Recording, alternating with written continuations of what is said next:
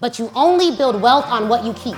So if you make $2 million a year and you kept zero, you had $0 to build wealth that year. A belief system takes your belief from being static to you developing a system around that belief that'll lead it to certain action. I was in the car with my sister the other day, and this preacher was on, and he was like, y'all don't want to get money because the more stuff you have, the less you need God. And I was like, this guy must be broke. The more people you impact, the more money you make, but that's a byproduct of your impact. People are giving you money because you have something that can help them. So that means that if you want to impact more people, you should make more money. I could not leave my hometown out without showing you guys what happened at the Chicago tour stop last year so that you can get excited about the tour stop this year. We went deep into sales strategies that absolutely any expert could use to accelerate their growth. Some of you guys have millions of dollars locked in your ideas, locked in your thoughts, locked in your mind. This video is gonna help you get them out of your head, onto your paper, into action so that you can actually land the contracts and the customers that you really want. You know I showed out for the home state, or the home city rather. So you need to make sure that you watch this video, take your notes, do all the things you need to do, and then you run. I did not say walk, I said run to www.speakyourwaytocash.com/tour so that you can get your seat to the Your First 25K Offer Tour. I wanna see you there.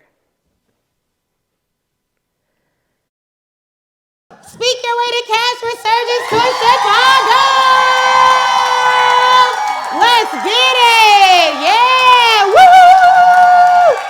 All right, we are gonna end this tour strong, okay?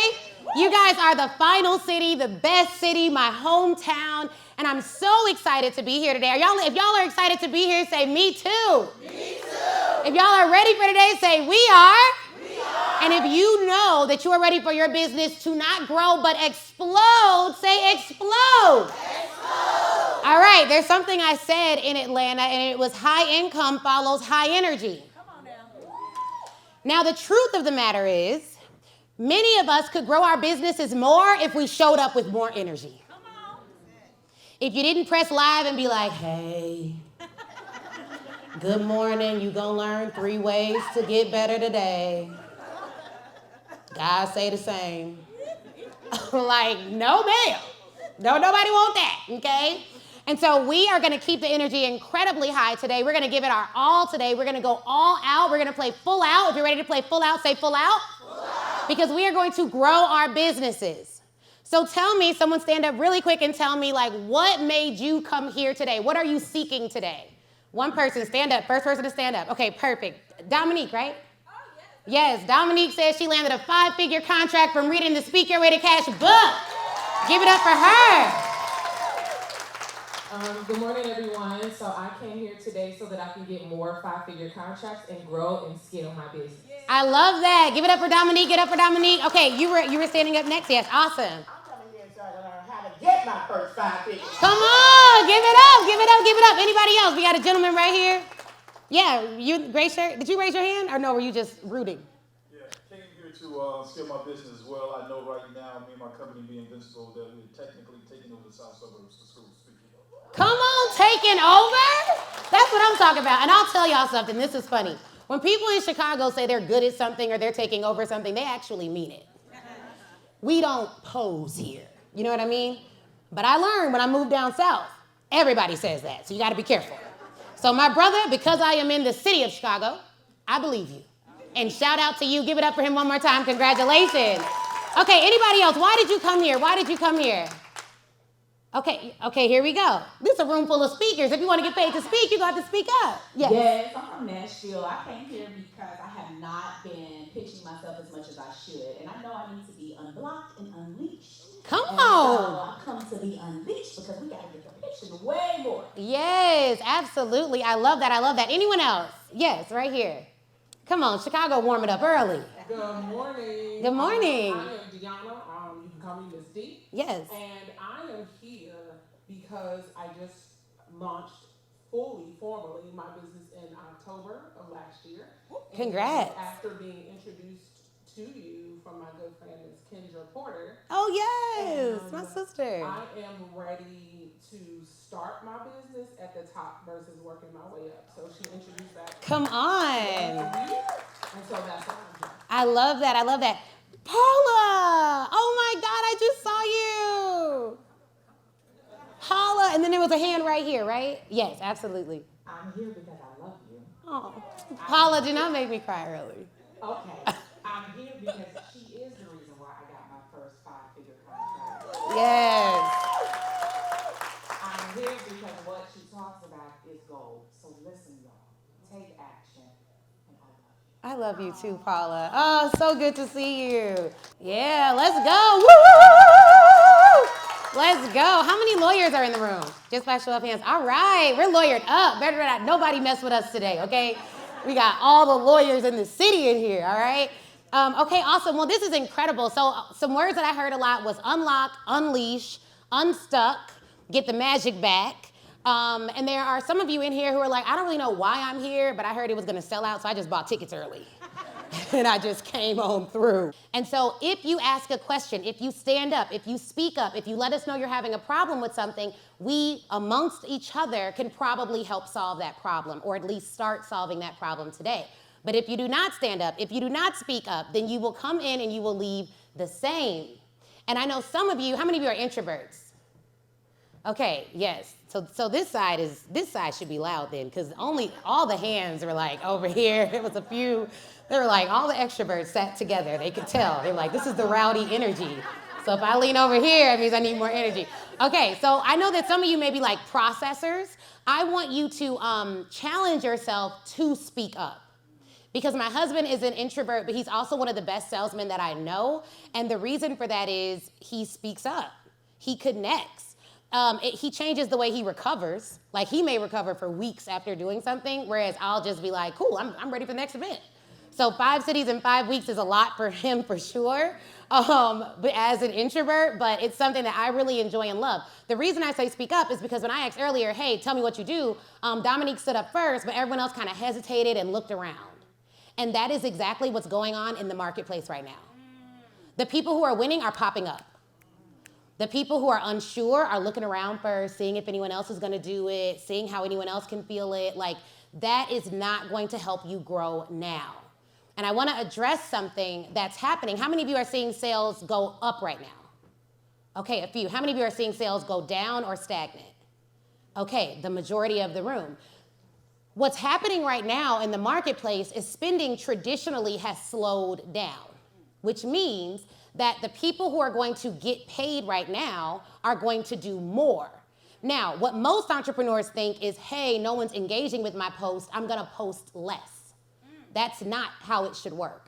Entrepreneurship is counterintuitive. Someone say counterintuitive. Which means if spending is slowing down, then we need to do twice as much or 3 times as much to get spending back up. So whereas in a great economy, you can have people just spending hand over fist. Louis Vuitton stores lines were like out the door during the pandemic. For the first time, I didn't know if they were giving something away or were they running a sale. I was just like, why is Oakbrook Louis Vuitton out the door? Why do I have to wait in a line for this? Wait in the line to pay $3,500 for a bag? Why? Because people had money hand over fist. They were just spending excessively. Those lines are not as long. If there is a line at all, I can get in Gucci in about 3 seconds.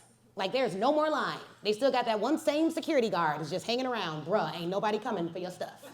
But like, we can tell that spending has slowed just looking at how the designer lines at malls are not packed. If you've gone to a mall lately, it's nobody in there. Who's been to the mall within a week? One person. That tells you what's going on in the economy. And when people do want to buy, the reason they're not going to malls is why? Online shopping. But why online shopping? Convenience. So now, in order to sell more services, you're gonna have to be convenient, make it really easy to buy, and then 2, you're gonna have to be fast, because the reason Amazon has skyrocketed is because now I can get my stuff in twice as, like, I don't even gotta leave the house. It could be there same day or next day by 7 a.m., depending on what I pay. Someone said 2 hours. Then you got Instacart. It comes in 45 minutes to my house in Georgia. I rarely go to the grocery store. It's like a field trip. I'm like, look at this. They have aisles of things that you need. It's all here, just all the time. I could have done this months ago. Like, it is like a field trip going to the grocery store now because it's convenient. So a couple of things you all want to do if you want to win right now. Number one, you got to show up. 2, you got to speak up. 3, you got to stand out. Okay? You got to stand out. Pep, it's good to see you. It's good to see you. You got to stand out, show up, speak up. Stand out. How many of you have seen our like FBI like Black Women Sell Live ad on the internet? Okay, awesome. So many of you have seen that. That ad helps us to stand out. Now, back in the day when we promoted our events, we didn't need no whole commercial. I didn't have to become Jack Bauer from 24. You know what I mean? Like, I literally could just put up a flyer. Remember those days? And everyone would see your stuff. Eventbrite used to be popping. Now, you got to make full-on ads. I've gone to Atlanta, become Mrs. Tyler Perry. So all of that is just to stand out. Like, that is it. It's not even about like, oh, what's in it? Like, it had to stand out. And then 2, we had to make sure that the content of the ads were diverse. So we produced 7 different commercials to promote one event and spent whatever we had to spend on those commercials to get it out. And then the content of the commercials had to speak to the heart of our customer. So for those of you that are selling directly to customers, you want to make sure your messaging speaks to the heart of the customer. Someone say their heart. Because for the first time, we're getting emails like, oh my gosh, when you said that it is not about money for us anymore, I felt that, and I'm going to buy a ticket. Because it didn't sound like everything else on the market. And so that is what it takes. It takes more and better. Someone say more and better. More and better. So where is my clicker? Do I have that? Okay. So today we're going to talk about, how to sell, how to grow your business, obviously, all of that. But who am I? How many of you at your first Speak Get Ready Cash event, you heard about me from an ad or something? You don't even know why you're here, who I am? Okay, great. A couple people. Anyone not know who I am? Okay. No, okay, that's good. So we're in the right room. You're like, I don't know who this lady is. She's talking about all this stuff. What is wrong with this lady? Okay, is she Tyler Perry? Where am I right now? Okay, so this is like who I am. 7,500 speakers, experts, and entrepreneurs as paying customers. More than 350,000 served across our free communities. This is our audience right now, and it grows every day. Millions of dollars in revenue earned. We recently got named to the Inc. 5000 list, which means we are one of the 5,000 fastest growing companies in America. Thank you. So that'll be out this week or next week. That'll be out this week or next week. So we'll learn kind of where we are on that ranking and that list. And we started all of this from 0. Someone say 0. Now, I had expertise, so I guess not exactly 0, but I did not use my networks to get my first clients, and it's one of my biggest mistakes. We could have grown so much faster. Like, I didn't even tell Raymond. Like, I have friends who come to me like, can you help me get paid to speak? Can you help me speak? I didn't even do it, and the truth of the matter is I did not tell my friends and family because I was embarrassed. And it wasn't that I was embarrassed of what I was doing, but I was embarrassed of like asking them for help. Somebody said, That's a lawyer thing. Yeah, that's a lawyer thing, right? I am not trying to ask you. You ask me for help, okay? I help you. You do not help me, okay? Like, I do not like getting help. Like, it's like, I've had to get better at it because now I have a team, but the real reason why I did not tell my community, my family, my friends what I was doing was because I was scared that, like, if it didn't work, they'd have one up on me or something. So it was a protection mechanism.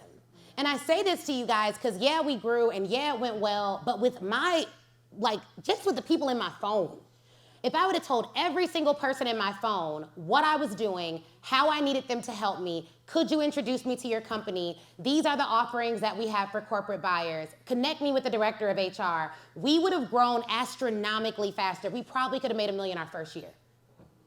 Another thing I did not do that was a big mistake. I didn't raise money to start my business.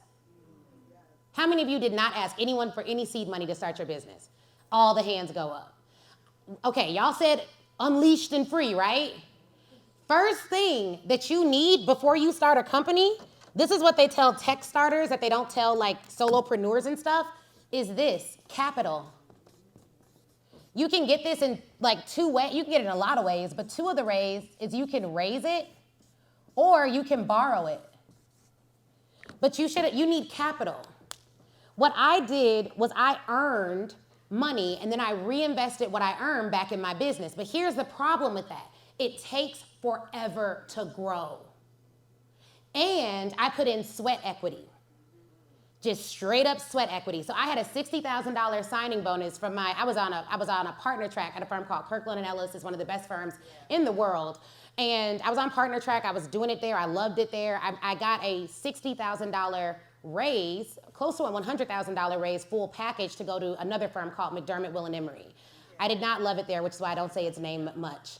But I went there, worked for this really, try to find a Christian way to say it, but worked for this lady, and it was just not a healthy work environment. It was not a healthy work environment. And so I moved for the money, but at Kirkland, I had all the resources. I could come and go as I pleased. I worked from home. If I was in Tanzania, they would courier me internet and an assistant to help me. Like literally, they accommodated work. And what I learned working at Kirkland that I want all of you to think about, and I tell my husband this all the time, like I was in the airport, like carrying my own luggage, and I was like, Kobe Bryant would never have to do this. He would have never had to done this. I was like, you all need to treat me like Kobe. All I need to focus on is my business, okay? I need people to carry these bags, right? But Kirkland taught me that, because at Kirkland & Ellis, because it's the best firm in the world, you are the best if you work there, everything accommodates you getting it done. Yeah. We had a daytime assistant team, we had a nighttime assistant team. 24-hour support for getting your work done. Wow. I didn't have to drive. I had a black car service, took me everywhere. People think, oh, Ashley's taking black cars because she's an entrepreneur. No, Ashley's been taking black cars, okay? So like my corporate job did that. So at Speak Your Way to Cash, I have a day team and a night team. My night team lives in the Philippines and India and Pakistan and wherever it's day for them. And then my day team lives on Eastern and Central and California time zones for the most part. Because everything needs to accommodate your work. So what you all need to decide before we make your plans and we talk about your pitching is like, what type of entrepreneur are you gonna be? Yeah. Are you going to be the best or not? Right? And if you're gonna be the best, then you're gonna have to rearrange your life to accommodate the grind season. And truth be told, someone said, oh no. Truth be told, the grind season does not stop at a particular revenue marker. And who's seen the Tyler Perry documentary? Anyone? Okay, ooh, a lot of y'all. Okay, good, this is a great example then. That man's still writing scripts as a billionaire. And entrepreneurs making their first 6 figures like, I just need to outsource everything so I can be on the laptop with the beach. I need a beach and a laptop. And I'm just like, you do not want to be the best, sis. Just admit it. You know what I mean? Like, it's not the way it works. So you have to, and I say decide where you want to be, not because everyone has to have that goal of making $1 billion or whatever. I personally don't believe that Tyler Perry works like that for money. I haven't asked him yet because, you know, I'm in Atlanta, so maybe I'll meet him soon. I don't know. But I haven't asked him yet, but I don't think he does it for the money. I think he does it because he feels called to do it. He talks about at night he has dreams of characters and he wakes up and he actually writes out those dreams, and everyone critiques his movies and then they make another $1 billion. So it's like, I think he does it because that is what he is uniquely ordained and called to do. So whereas a lot of people are going to work every day and they're exhausted and they only work 9 to 5. So, sheesh, I don't know if that was a geesh, like that's not a lot of hours, or geesh, like that's me. You are talking to me right now. I don't know which one. We'll learn later. We'll learn later as we get comfortable with each other. But I say that because like people will look at even like our schedule and what we do and my work ethic and all of that, and they're like, oh, I don't know how you do it. I'm tired, and you got a baby, woo. I'm like, no, well, I'm doing what I am uniquely called and destined to do. So it's not as hard for me as it would be for you if you try to mimic my schedule and my path, right? And so the first step really is figuring out, like, Lord, show me what I'm supposed to do. Right. Because if you are exhausted all the time, that may be a sign that it's not in alignment. I caveat that with, there will be times where you will be in alignment and be a little bit tired. But it should not be like decades, you know? It should give you fuel and energy and all of that so that you are replenished and you're able to do it. And then you start to grow team and it gets a little bit better. But I say decide because where I see a lot of entrepreneurs frustrated is they say they want one thing, but their actions say they want something else. Right. And so that gap is discontentment and frustration. So if you say you want $1 million business, but your actions say, no, you want to make $5K a month, then that gap is your frustration. And that gap is where jealousy can breed for others who may have what you aren't willing to work for. So you got to know where you're going. I know the front, the edges, just keep them down. Keep them. That's why I got braids, because I just can't be playing around with it. Yes. She said she keeps it so real, but that gap, I'm telling you, like, that gap is discontentment. And a lot of you are here because you're living in the gap. Maybe not the gap of discontentment, but here's the gap. From where you are, here, it's like on those maps, like you are here, right? And then,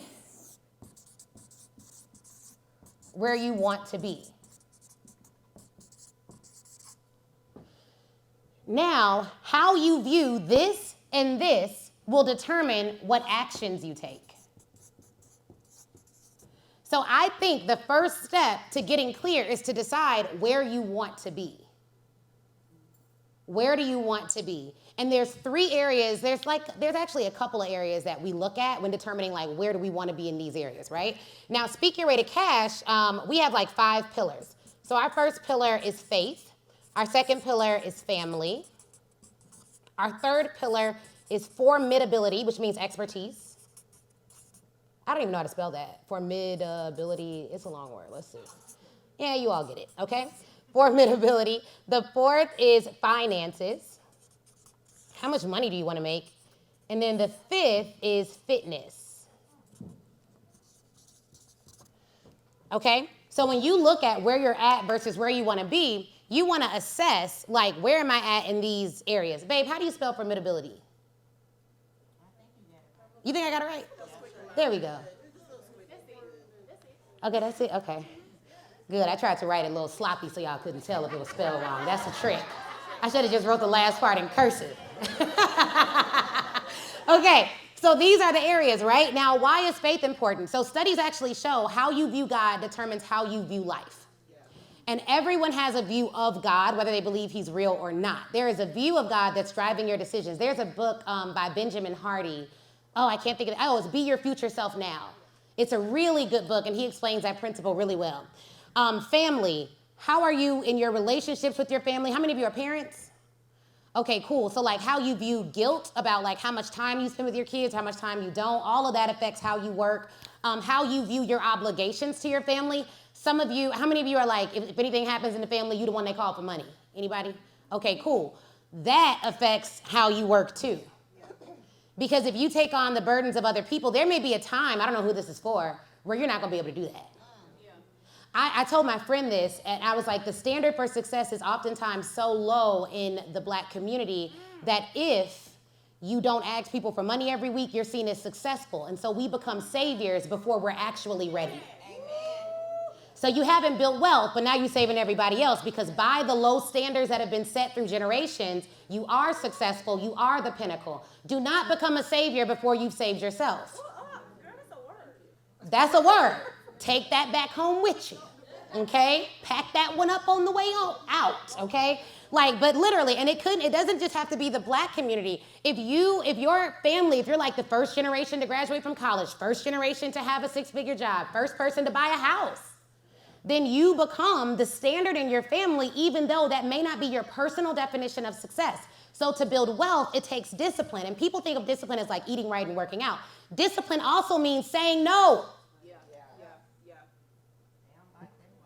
No. Discipline also means saying no. So where are you at in your family relationships? Do you feel like you have a good ability to say no and regulate your own time? This is something I've had to start doing, and it was very difficult in the beginning. There's an app called Opal, O-P-A-L. It allows you to block any app you want on your phone, including text messages, phone calls, Facebook, for whatever period of time you set. You can block those apps so that you can have dedicated focus time. And there's a setting on that app where you could put it into deep focus mode and it will not let you unblock it. Because what I realized is people were quick to just send me a text needing something, call me needing something. I'm on Facebook scrolling, I don't need to scroll, Instagram, whatever. So like you have to get a deep level of focus to reach your goals, and family, friendships, all of that's up here. Formidability is expertise. Is there a degree you need, a certification you need, a training you need, a coach you need? Where do you want to be as it relates to your expertise? What do you want to be the best in the world at? And how will you get there? What is your plan to get there? Finances. I look at this in two ways. Obviously, the revenue you need to make, but you only build wealth on what you keep. So if you make $2 million a year and you kept zero, you had $0 to build wealth that year. And I've learned this firsthand. We've made multiple millions of dollars in a year. And literally at the end of the year, we're like, dang, 5% profit margins? That's crazy. So you don't have money to save. You only build wealth on what you keep. So you want to have a goal for obviously revenue, but also a goal for profit, and importantly, a goal for how much am I putting towards my wealth building journey. Then fitness, spiritual, mental, emotional, physical. So have a goal for those. There's a body of work called corporate athletes. These are people who are the best in the world at what they do. That's why we call our community cashleets, because we are corporate athletes, but we're really entrepreneurial athletes. So in order for us to be at our best, we should have fitness goals. I like to outsource fitness because it's not my favorite thing. So I make sure I have a doctor who's gonna be like, hey, you gotta have an appointment. I make sure I have a physical trainer. Can we kill this bug or something? I don't know why he's here. He did not buy a ticket. You know, this little fly, okay. So, and so with that, trainers. I play tennis twice a week with my coach. I have a weightlifting trainer who also makes me send him my food pictures. Sometimes I ignore him, but I try to do it right. So whatever you're not gonna be, this is the thing about consistency, because everyone's like, you gotta be consistent. You could just outsource consistency. So it's not all on you. If you know you're not gonna consistently pitch, then what you need to do is tell yourself, hey, I'm gonna consistently pitch for a week, and then I'm gonna train someone to handle my pitching, and that's their job. That's their job. So in the beginning, I did all the pitching, but now, like right now, I'm here, right? 5 of my team members are calling everyone on the wait list for Black Women Sell Live because our tickets launch Monday at 9 a.m. So they're calling everyone like, hey, you're on the wait list, you don't get your ticket at 9 a.m., her goal is to sell out in 10 minutes. So you got from 9 a.m. to 10 a.m. And they're calling them. Well, I'm here. So I can't be here making calls to them, but it doesn't mean it doesn't happen. It means that's what I outsource, okay? That's how you remain consistent. So these are some areas that you all can rank yourself at, where you're at, where you want to be in these 5 areas. And this will give you a framework for setting your goals and kind of evaluating where am I at right now. So really quickly, on a scale of 1 to 10, you can just write down faith, family, formidability, finances, and fitness. And next to each, on a scale of 1 to 10, write where you're at and where you want to be. Where you're at and where you want to be in those 5 areas. We'll take a couple seconds to do that. That's good, that's good, that's good. And thank you guys so much for sharing. One thing I'll say that I heard a couple of times is that, I don't know if you all realize this, but there is always a belief behind action and inaction. Okay, and so if you want to get unstuck, then you have to uncover what that belief is that's holding you back. So there's something called The Currency of Confidence. Those of you that have the book know about that. Our book that we're releasing next is actually called Think Your Way to Cash, Mindset, Beliefs, and Actions for Multiplying Revenue. So we're in the process now of negotiating a book deal, preferably with HarperCollins. It's before them right now, so I'm just waiting on their offer. But we are gonna do that. One of the concepts in that book is this. So your mindset equals your thoughts.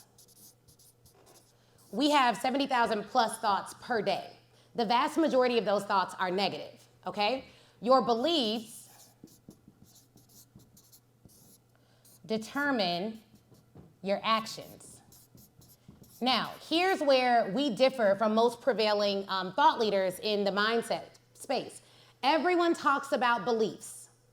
Beliefs are not the same as belief systems.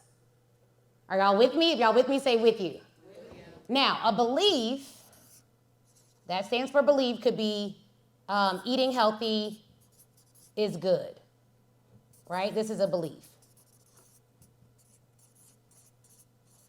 But a belief system takes this belief from being a static belief to a belief bus. Now the belief bus will lead you to taking actions which will lead you to getting results.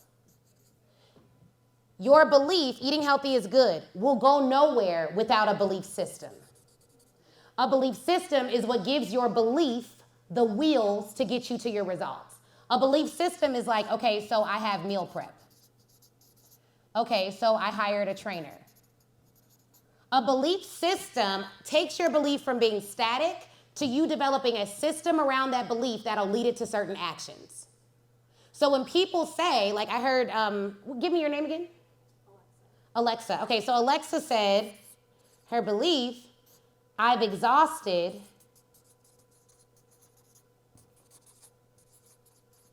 the resources to ask for money.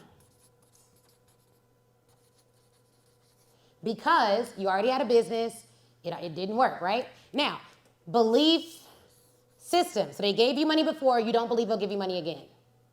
So the system around that belief that will make it stay here, take it to inaction is, this isn't, like I can't ask nobody else for money. I'm a doctor, I've already done that, it's not gonna work. So what's the inaction? Not asking, right? Not pitching, not going out there, not doing the thing. I want you guys to see this because Alexa was vulnerable to share it. Other people are gonna be vulnerable to share it. How many of us are not asking people for stuff right now because we don't think they're gonna give it to us? We've already asked too much, it's embarrassing, we don't wanna do it. Everyone's hand went up, right? We can build belief systems around beliefs that don't get us to our desired result. So whatever you're doing or not doing, it is because of your belief system, not the belief. Because everyone believes that eating healthy is good. Most people don't eat healthy though. Most people build a belief system, and this goes to another point, which is you actually only believe in your heart what you do, not what you say. Right? And it's a hard pill to swallow because most of us have action dysmorphia. We think we're doing more than we are. So when we self-analyze and self-critique and self-grade, oftentimes it's not necessarily in what we're actually doing. Because if we feel tired, then we felt like we did a lot that day, even though we may not have done anything. You can get exhausted from your thoughts. So you could stop right here. You don't go, no, like you're not even getting to action because your thoughts are what's keeping you so tired. It's like, oh, I got a lot to do. I don't feel like doing that. Okay, somebody gonna call me. This ain't gonna work. Da, da, da. By the time you done all that mental gymnastics, it's not about to happen. It's not gonna happen. And so you gotta start here because I've taught people this part in the Speak Your Way to Cash book. But everyone's not like Dominique and landed a 5-figure contract, even though everyone read the same book. Why is that? Because everyone has a different belief and a different belief system. We have literally had someone come up to me recently and say they landed a 6-figure contract from the book. This other lady came up to me at an event, said she landed a 7-figure contract from the book. From the book. But you have to be in the right mindset when you read it to actually take the action. Most people need coaching to get those kind of results because someone else is then responsible and someone else is a part of your system. So this is where coaching comes in. Because even for me, I know that I have an aversion to like eating healthy and working out. So wherever you have a deficiency or your life has proven that you're not going to be as consistent in that area, you need more accountability in that area. So some people, fitness influencers, they don't need a trainer, okay? They love doing it. They got their tripod in the gym.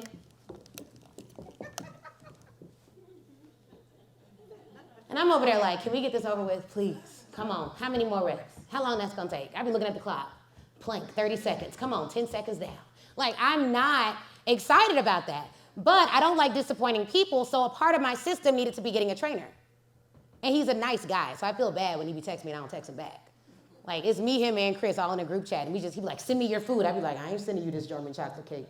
That's what I'm not gonna do, okay? But that's a part of my belief system. So now I know, okay, well, eating is still a problem, so now it's like, all right, I'm about to hire this vegan chef. Now, before you have the resources to just outsource and hire out, your system can be at the level that you're at right now. Like your system may not be, I can hire a $100,000 coach, but you can get in a $99 a month or a $1,000 course or a $2,000 course, wherever you're at. But you have to be honest about where you're at so you can get to where you want to go, right? And so this is like the most critical thing. You have beliefs, unless you have a system, it ain't driving you nowhere. You have to have a system around your belief. The other thing, I don't know how many of you know exactly how much money you have right now? Like in retirement accounts, you know it down to the dollar. How much is in retirement? How much is in all your accounts? How much cash you have? How much you have in stocks? The value of all your stocks? Like you can give an exact number. Okay, most people can't. And when we bought our house, we had to put up a lot of money to buy the house. And I remember I didn't even enjoy the process, so I was just like blocking this person out. But it was like the loan officer. I can barely say the thing. Because she would call me every day, hey, we need another 20 grand. I'd be like, you are so disrespectful. She was like, yeah, we just need to show another 50 grand in the account. It doesn't even have to be from you. You can just borrow it from somebody. And then after that, I was like, ma'am, who do you think is in my phone? She was like, just tell your friend you need 50 grand, you'll hold it. And then after the transaction closes, I'm like, what is she talking about? I'm literally looking at the phone like, yeah, okay, I'm gonna get right on that. Like, what? So I remember going through that process and I realized we had way more money than we thought because we use like Digit and Capital and we have stocks and we put money away for baby girl and all of this. And so I realized most people don't even know how much money they have. I want everyone to do an audit of their finances. Like look at the value of your stock, look at your retirement account, look at any pension accounts, know the value of it, know how much money you could get your hands on. Because that will then tell you, know how much equity is in your house. That's money. Y'all know that? Yes. That is literally money. And so you can pull equity from your house. You can know where your money is, because when it comes to your business, at least for us, our business is the best investment we've ever made. It started at zero and grew to millions of dollars. My house ain't do that. That house is just sitting there. I looked at how much equity was in the house. It was like 80 grand over 5 years. I'm like, 80 grand, geesh. My business has done way more than that, right? And so I say that because the best investment you can make is in your business. But if you don't even know what access you have, you can't find out how much money you can put into your business. And then you need to know where to put the money. And I would encourage you guys to look at, can you get low interest loans? Not high interest loans. Can you get a relationship with a banker who will invest in your business and give you a longer term to pay it off? The longer the term you have to pay it off, the better. You can always negotiate to pay it off earlier. And if you take out capital, you guys, negotiate the rates. I wish someone would have told me to just ask. Like, hey, can this rate be lower? Especially if you've been banking with Chase, Fifth Third, wherever you bank with, negotiate the rate. So you want to know where finances is. I bring that up because a lot of people have said finances is where you want to get better. The first step there is to assess where you're at, like know down to the penny how much money you have everywhere, so that you know what you can afford to invest in your business and invest it in things that will quickly make your business more money. Like my gauge is I want this making me money in 30 to 60 days. 60 is really long. I really like 30 days. So if I take out a loan especially, it has to produce money in 30 days, okay? So that's something to keep in mind too. Okay, so if you have a belief like eating healthy is good and you want this belief, you want to build a system around your belief, then that system, meal prep, training, etc., turns this belief into a bus that can drive you to your goals. Does that make sense? So it's just an analogy. Right? And so if you want your belief to actually drive you to taking the right actions that give you the best results, then you have to build a system around that belief. So for instance, when it comes to your business, a belief that most people have is like, my business is going to help people do better. Is that right? Raise your hand if you all believe that. Okay, that's a belief. Now, the system you may have around that belief, my business helps people. That's a belief. This is a belief that almost everyone says they have. Also, what people say is like, I'm in business to help people. How many of you feel that? Okay, great. I'm not in business for myself. How many of you feel that? Okay, now here's the thing. If that belief is true, my business helps people, I'm not in business for myself, blah, blah, blah, that means when you feel like not doing it, it doesn't affect you because you're not in it for you anyways. So when people say that, it's like, what do their actions say they believe? So another way for you all to do this exercise is to think through, what do my actions say I believe about my business? What do my actions say I believe about my business? Because if your actions are, I'm not going to tell nobody about it, I'm not going to pitch, I'm not going to do this, And what reasons do we give? Well, I'm an introvert, I'm tired, I have stuff going on, I have other things to do. But it's like, okay, that's all about you. That's not about the people your business is supposed to help. So what do your actions say you believe about your business? Now, this is a belief.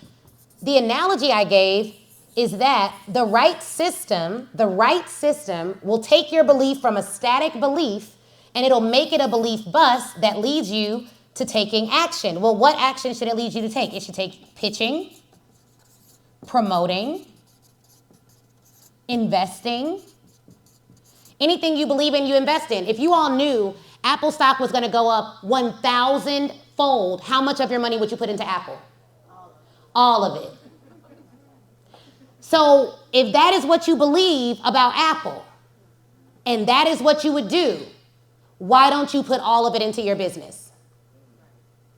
Because you really don't believe that your business will 1,000x or 100x or whatever.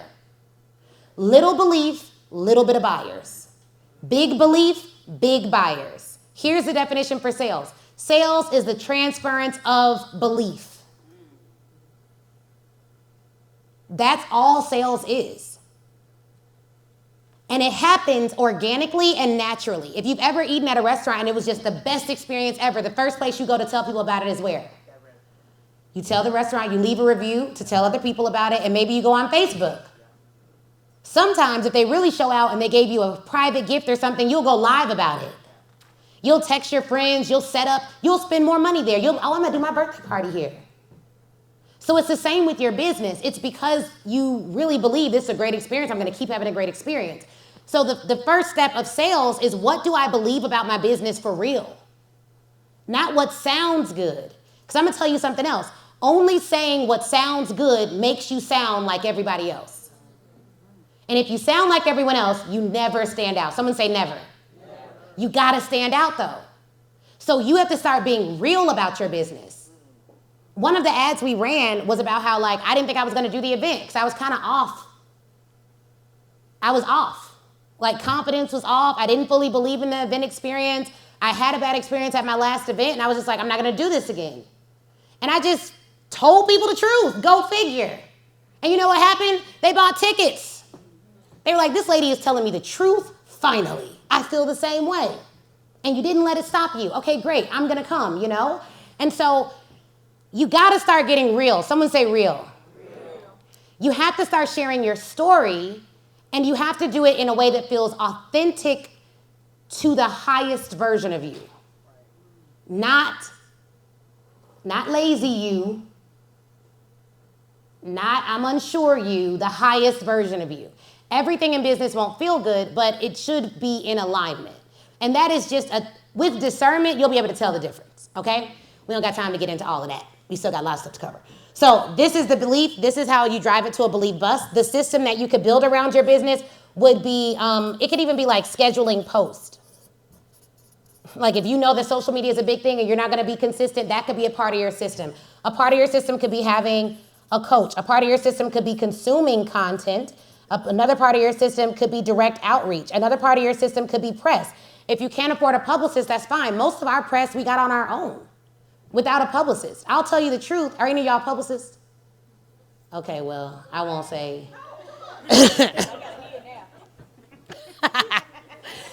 I will just say that we have had more success getting our own press than we have had success hiring publicists. And a part of that is I am more passionate about telling my story than the people that we hire. And I have a better interest in telling my story than the people that we hire. The last thing is I have more urgency behind it. Because we've hired publicists like, okay, this is the plan. We're going to do this in the future, and this is going to happen in the future, and then maybe one day this will happen down the line. I'm just like, girl, I could have been on ABC yesterday. Because literally, for Women's History Month, it takes me 3 days to get myself on television. I send out 150 pitches directly to the producers in my local area. I give them a great pitch, and I follow up 5 times. That's it.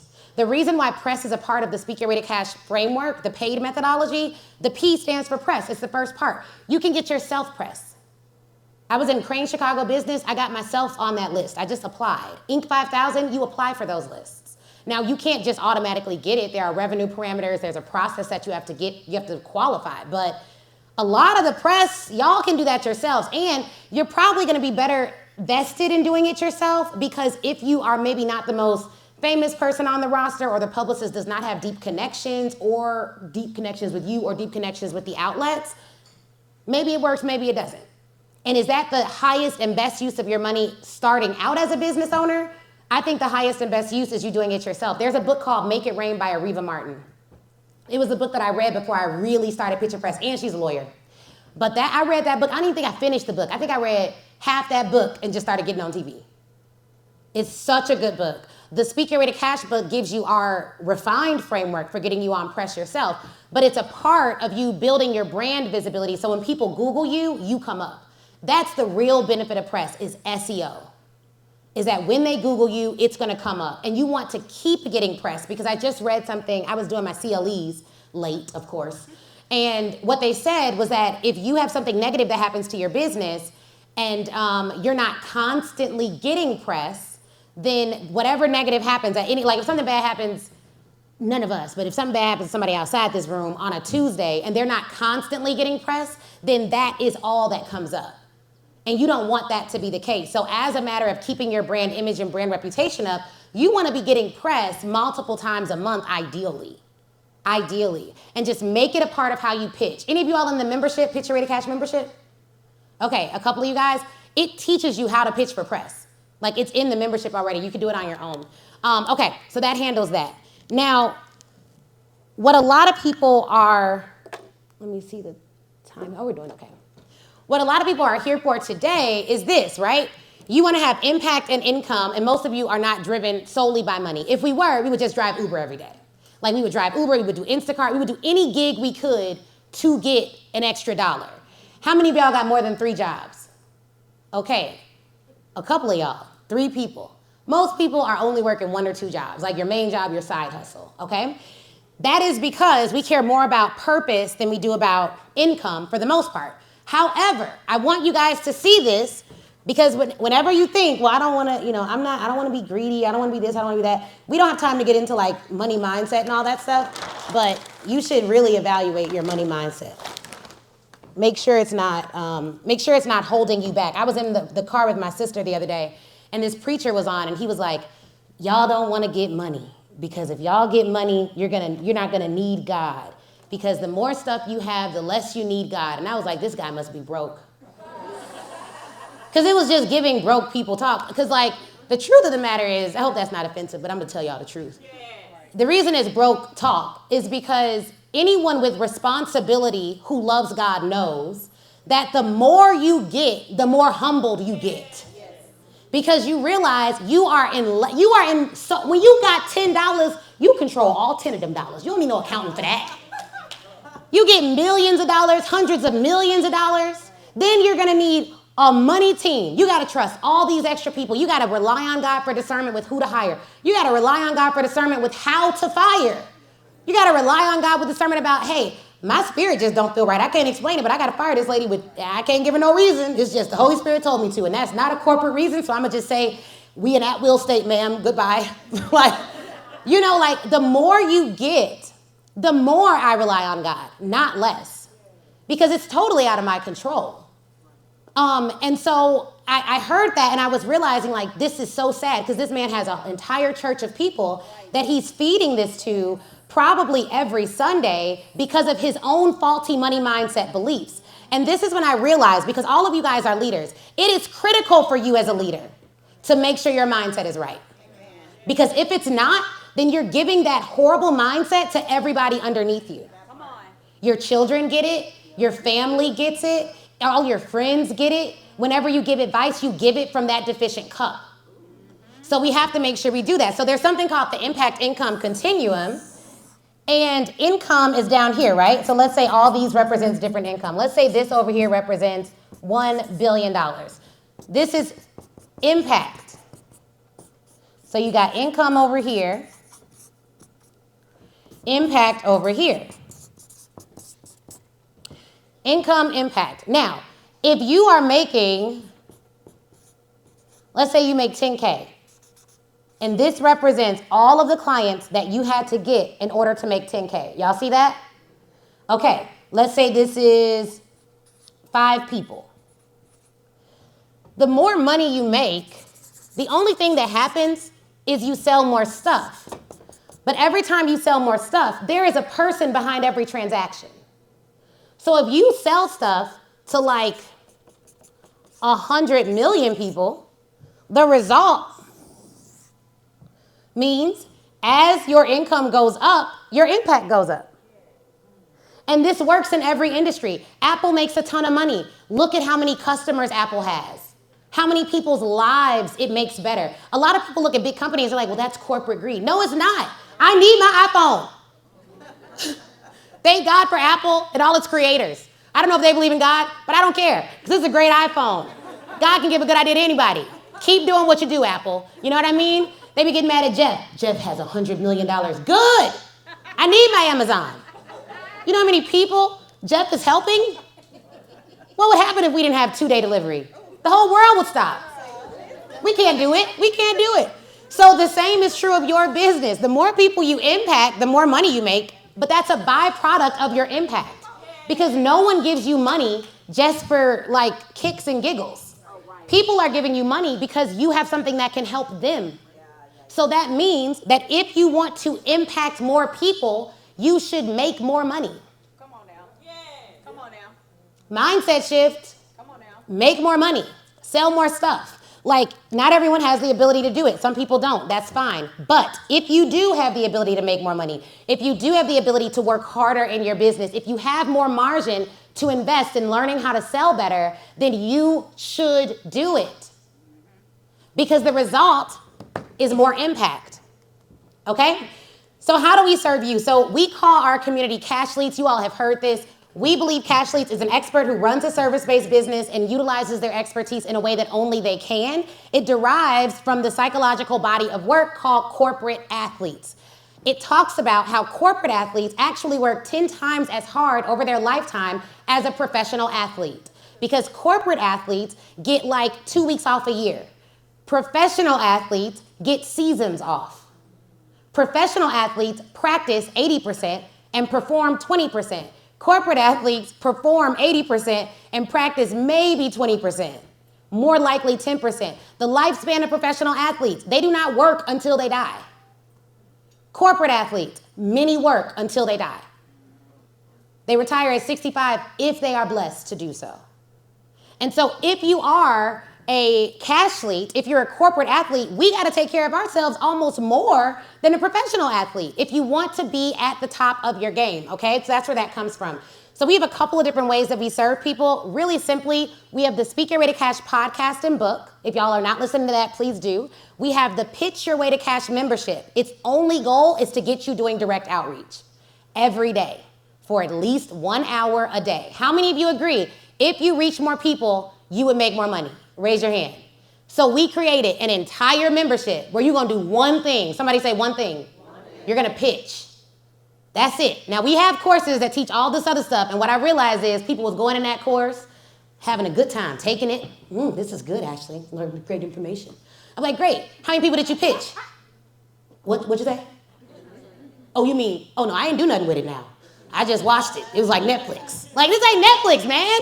You know what I mean? So we're like, okay, we're going to create something where it's in the name. All you're going to do is pitch. You're going to have a pitch partner. You can post your pitches. Our team will give you feedback. That's it. Like, it's all about pitching, period. That's the most important thing you can do to grow your business. Then I work with clients as their personal coach in our Elite and Lux masterminds, okay? So what we're covering today, we've already covered some mindset stuff, right? I want you guys to carry that with you. As we go through and do hot seats and get more into like the logistics of what we're gonna cover, I want you guys to think not, okay, that's not gonna apply for my business. Like the brain always seeks negativity. An untrained brain always goes towards negativity. Which is why I could literally, knowing everything that I know, knowing all the things I study about mindset, I will go into a room and I'll see somebody in a fly outfit and I'll be like, I wonder if I could trust her. They'd be like, I don't even know her. Why am I hating on her? I don't know that lady. But like the brain literally be like, wonder why she's here. What's going on? Suspect. Looks too nice in this grocery store. Can't trust it. You know what I mean? Like the brain just goes there. So an untrained brain always goes towards negativity. So you have to literally train your brain, capture your thoughts and think, okay, how can I make this work for me? And someone said this, I can't remember who it was, but they were like, instead of saying, I can't do that, even if your brain thinks I can't do that, be like, I can't do that unless. And you give yourself a way out of that negativity until you start training your brain to catch it. Because I will literally self-critique. I call it policing my thoughts. So about people, places, and things, I'm always like doing a self-check first. Like, now, is that the highest thought that I could have, or is that a petty thought? You know what I mean? Like, we got to be real here. So that's what we're going to cover. We're going to cover that. We're going to cover cash infusion strategies. We're going to cover your North Star offer. And we're going to cover sales messaging and sales acceleration, how you can accelerate your sales. So those are a couple of things we're going to cover today. Now, your North Star offer. This is an example of North Star offer here. So our North Star offer is our mastermind. That is the offer that has literally not just how to pitch, not just what you'll learn at the event, which is sales in October. How many of y'all are coming to Black Women Sell Live? You already have your tickets. Okay, good. Y'all ahead of the game. We have 1,137 people last I checked on the wait list. We only have 300 open seats. So I really want to sell out in the first 10 minutes on Monday. That's like my goal. We all believe that with me, please? Okay, awesome. Let's make that happen. Put your belief with my belief, girl. So I'm trying to sell them tickets out. Yes, I will, right. That's what we're going to do. Okay, so we have an event, but it covers sales. It's just 3 days. Our mastermind is 12 months. It's our North Star offer. So every other offer that we have as a sales training company has to lead to that offer, right? And what does that mean? That means my book is going to help you to make money in your business so that you are a business owner who qualifies for our mastermind. Our membership is not going to be about knitting, because I don't knit. Our membership is going to be about pitching, because our North Star offer, which is our mastermind, is going to be about building your business, sales, marketing, and operations. We cover all of it. Our other offers basically cover a piece of it. Why? Most newer business owners fall into 3 categories. There's the build your way to cashers. They're pre-revenue or they're under 50 grand. Where are you guys at? Where are the builders at? Okay. Then we have our grow your way to cashers. They are at $50,000 to $500,000. Where are you guys at? Okay. Then we have our scale your way to cashers. They're already over $500,000 in their business, or possibly over $1 million. Any scalers in the room? Okay. So here's the thing. If we know that in our audience, we have 3 levels of people. We have our build, grow, and scale. Then I want to make sure I have an offer for those 3 levels. Now, did we always have an offer for all 3 levels? No. How do you determine what your North Star offer should be? Your North Star offer, I believe you should develop first, and then you should backfill every other offer. Let me give you an example. If you have an audience of less than 5,000 people on your email list, raise your hand. Okay. If you have an audience of more than 5,000 people on your email list, raise your hand. Okay. So when you are like, hey, I have a smaller audience, your offers need to be priced at a higher level. Do not release a $100 offer and you got a small audience.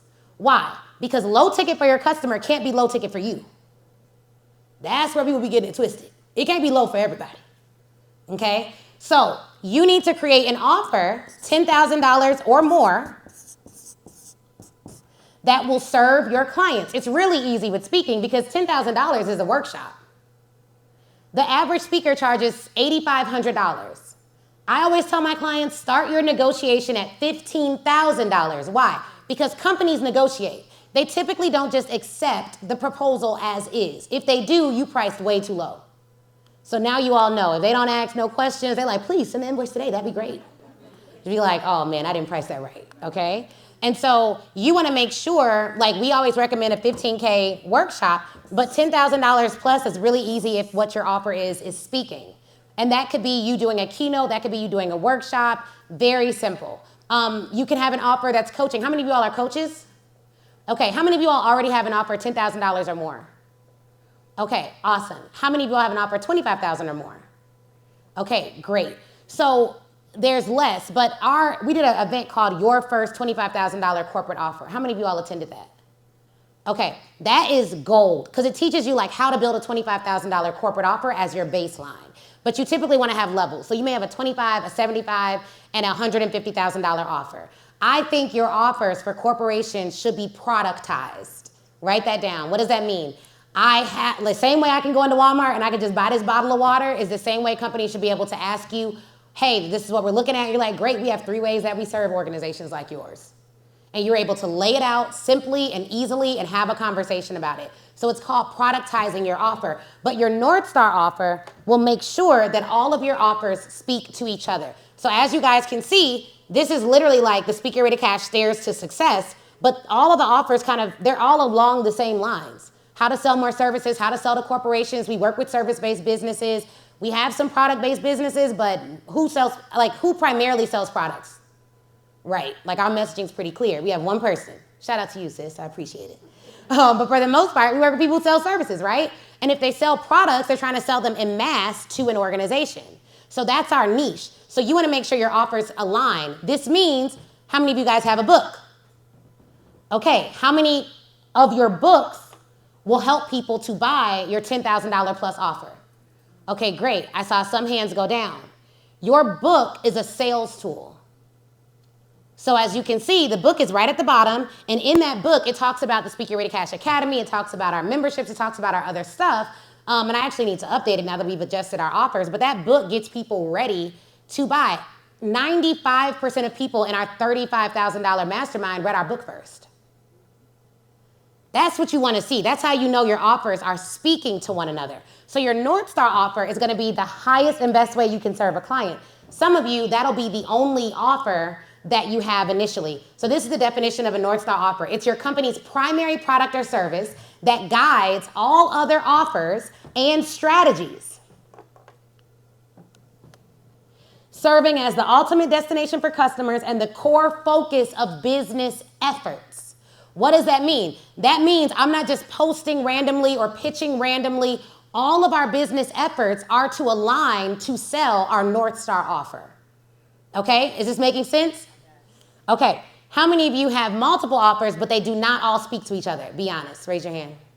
Okay, that also results in you not having the focus that is required to build a business and a brand.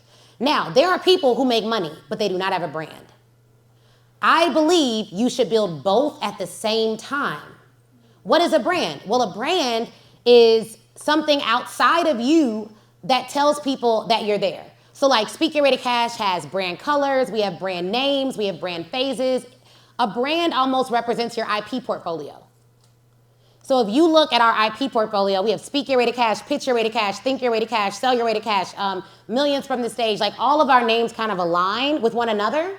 And if people hear my voice from around the corner, they be like, I knew that was you because I listened to the podcast. So there's a distinct sound, there's messaging, cash leads, community. We can't get into all the elements of branding, but a brand is a feel. A brand is a feeling that your customers get when they engage with your products and services. Tangibly, it's your brand names, your brand messaging, your brand colors. It's the ecosystem that you create to own a corner of the world. So if you think about the entire world and then Speak Your Way to Cash owns this corner, which is why anything Your Way to Cash, I want people thinking about us. So we have over 50 trademarks that help us to own our corner of the world. That's a brand. That's a brand. So your North Star offer is your primary product or service that your brand is going to promote. And it guides your business efforts. Somebody say business efforts. Business efforts are important. That means you're pitching and you're selling. How many of you have asked at least 50 people to do business with you in the last week? Okay, I love that. So you have to be pitching every single day in your business. Now, at least 4 days a week during the week. If you decide to take weekends off, that's fine. But there's 2 types of selling. There's active selling and there's passive selling. Active selling is like pitching. Passive selling would fall like under like marketing efforts, so like a live video. What's the difference? If I ask Sarah to do business with me, Sarah can say, yeah, Ashley, I'll do it, or no, I won't. I can get rejected. With passive selling, if I'm on a live video and I say, hey guys, I want you all to go to this link, they may go, they may not go, but I don't necessarily know who's going or who's not. And typically when you join a live video, there is no expectation that you're gonna buy anything. You typically just passively saw it and you just hopped in and maybe you'll do something, maybe you won't. So it's passive selling. Passive selling is also content marketing. Making a post on Facebook. Hey guys, if anybody's interested in this, click the link. That's passive. We don't know who's gonna click the link. We have no way to track that. Active selling would be direct pitching. Active selling could be having a sales event where you give them the opportunity to like buy in the room. Active selling also could be like DMing people. It could also be texting. It could also be calling. There's 7 different ways that you can actively engage in sales, okay? So you wanna make sure for your North Star offer, these are your sales activities and that is what you're selling. You're selling your North Star offer. So anyone in the VIP wanna do a hot seat on North Star offers? So, okay. I have a practice, it's called Intuitive MD. So I do mind, body, and soul work. So traditional stuff for precision medicine. So I do personalized packages for whoever I see. So the offer that I've been seeing most of my people with is a 90-day healthy weight transformation. So you master the ability for healthy weight. So I heard you talking about your stuff. I would tell you don't get a vegan chef. There's an easier way for you to do it and for you to figure out your ideal way to move and be healthy and eat the foods you want, because you have to change your mindset to get the ideal life to do that. And so part of what I do, if I see you in person, we do hour appointments. I assess everything, labs. Are they one-on-one? They're one-on-one. So you get an appointment with me weekly. So whether it's telemedicine or in person, people in person get 15 minutes of energy work at the end of their appointment. How much is this? Very, very, oh man. Oh, your sister is laughing. That's a great sign. It's a great sign for a great hot seat. Okay, how much is this one-on-one every week of your life? So as you know, doctors, I came from like being the top doctor in my practice, and so yeah. I wasn't used to pricing. So it was $3,200 for 90 days. Okay. To work with me. And everyone loses weight in the first week without. In the first week, hold on. Before we raise these prices, Chris, give me my purse, right? Oh, I got an event in 90 days and I'm trying to be real good for it. So I get the old price before. Okay, $3,200. I mean, we can barter. You want to fix me? I will fix you right. Yes, okay, I like this, yes, okay, we're gonna talk. Y'all heard it, right? So y'all get the new prices because y'all not coaching her. I get. Okay, so here's the thing. So you have $3,200. She's like, yes. Okay. I know it's bad. What's the name of it? Well, it's not. It's good that you're selling. So give it up to her for that. It's good that you're selling. It's good. And you're a doctor, so I also know how it is like, and Sean, let's make sure we get like photos and video and everything. But here's what I know, because I work with a lot of medical doctors. Medical school really does a number on sisters in medical school. It does. It does a number on your confidence and your ability to believe in your instincts. But entrepreneurs make money from instincts. So the first thing you have to understand is like who you are is a gift to the world. Legit. No, I believe like you have the power of life in your hands. Like you've studied it, you've gone to medical school, board certified, whatever that is. So you got to make sure people understand that and they're paying for that. And they're paying for a doctor who cares. Because we have, in Chicago, see, Chicago's like I love Atlanta, side note before I say this. But their luxury services are just not there yet. Like in Chicago, I had concierge doctors, they come to my house, we didn't use insurance, we need that. Insurance? Like literally, I just paid all that money because the doctor would pick up the phone. Because typically you gotta talk to 5 assistants and they rude. And then they gonna say the doctor gonna call you back in 24 hours, but it's gonna be a charge. Ain't that what they say? So talking to you for 90 days for $3,200, I mean, that's incredible. And you talk to them weekly. So you have conversations weekly. What else do you include? They also have unlimited access to me via a Spruce HIPAA compliant app. Okay. So they can ask me questions, they can send me pictures. I just had somebody message me this morning with her weight and her pictures so that we've already reached one of her goals, but now we're surpassing it for the end of the year. So now she's doing like a monthly subscription with me, but she still can send me pictures. Okay, you have unlimited app access. Weekly, and these are virtual or in person? In person and virtual. So I prefer in person if you're in Chicago because I can do the energy work on you as well. But Okay. I can, What is the energy work? so hands-on Reiki. But I also do music therapy with it, so I set it towards a certain frequency. What does that mean? For example, if what's going on with the person is a self-love issue, then we can set it to 639, which is the frequency for your heart chakra. Yeah, I don't know what any of these words mean, but okay, so you have like healing and music. Okay, I've heard of the service because I've also worked with a lot of therapists that offer it. So are you, when you say you're a medical doctor, do you also do like therapy, psychiatrist, or is it? So when I talk about mind, body, and soul, it's customized to you. So I have people that sometimes we just talk for the first 30 minutes because she's a busy exec, she's stressed out. There are things about her relationship, so we'll talk about that and we'll do mind shifts. I'm very big on mindset. Like what you're doing with all of this, I do with people. So are you a psychiatrist? I'm not. I'm a family physician, but everything I've done, I was a human development major. So you're a medical doctor. I'm a medical doctor. So you can save people's lives. Yes. Okay, but you added this on top. Yes. So I just worked with somebody who had an aneurysm, needed surgery. We did one session of energy work. I told him, you're not going to have surgery. And I went to the appointment with him. He's not having surgery. He's following up. Congratulations. And you went to his appointment with him. That's incredible. Okay. And Yeah, that's concierge. And I did DNA testing so that he can get VA benefits to say that because doctors just dismissed it as a genetic thing. Yeah. It's not genetic. And so now he's going to hopefully get VA benefits as well. So I don't just do the energy work. Right. I'm also excellent at precision medicine and diagnostics. Okay, DNA. so that word you just said, precision medicine, that's what you need to go with. I say that because you don't want to be grouped with therapists. You won't get paid enough. Well, I just say that's like a little extra thing I do, but that's precision medicine as well. This is how you need to market it. I'm telling you right now, if you say Reiki and sound, there's people that are really into all that, right? And I know that it's great for the people that are into it, but it is most affiliated with therapists who do not have medical degrees. Let's be clear. Some have a social work degree, which is great, no shade, no shame, but that's 2 years in and out.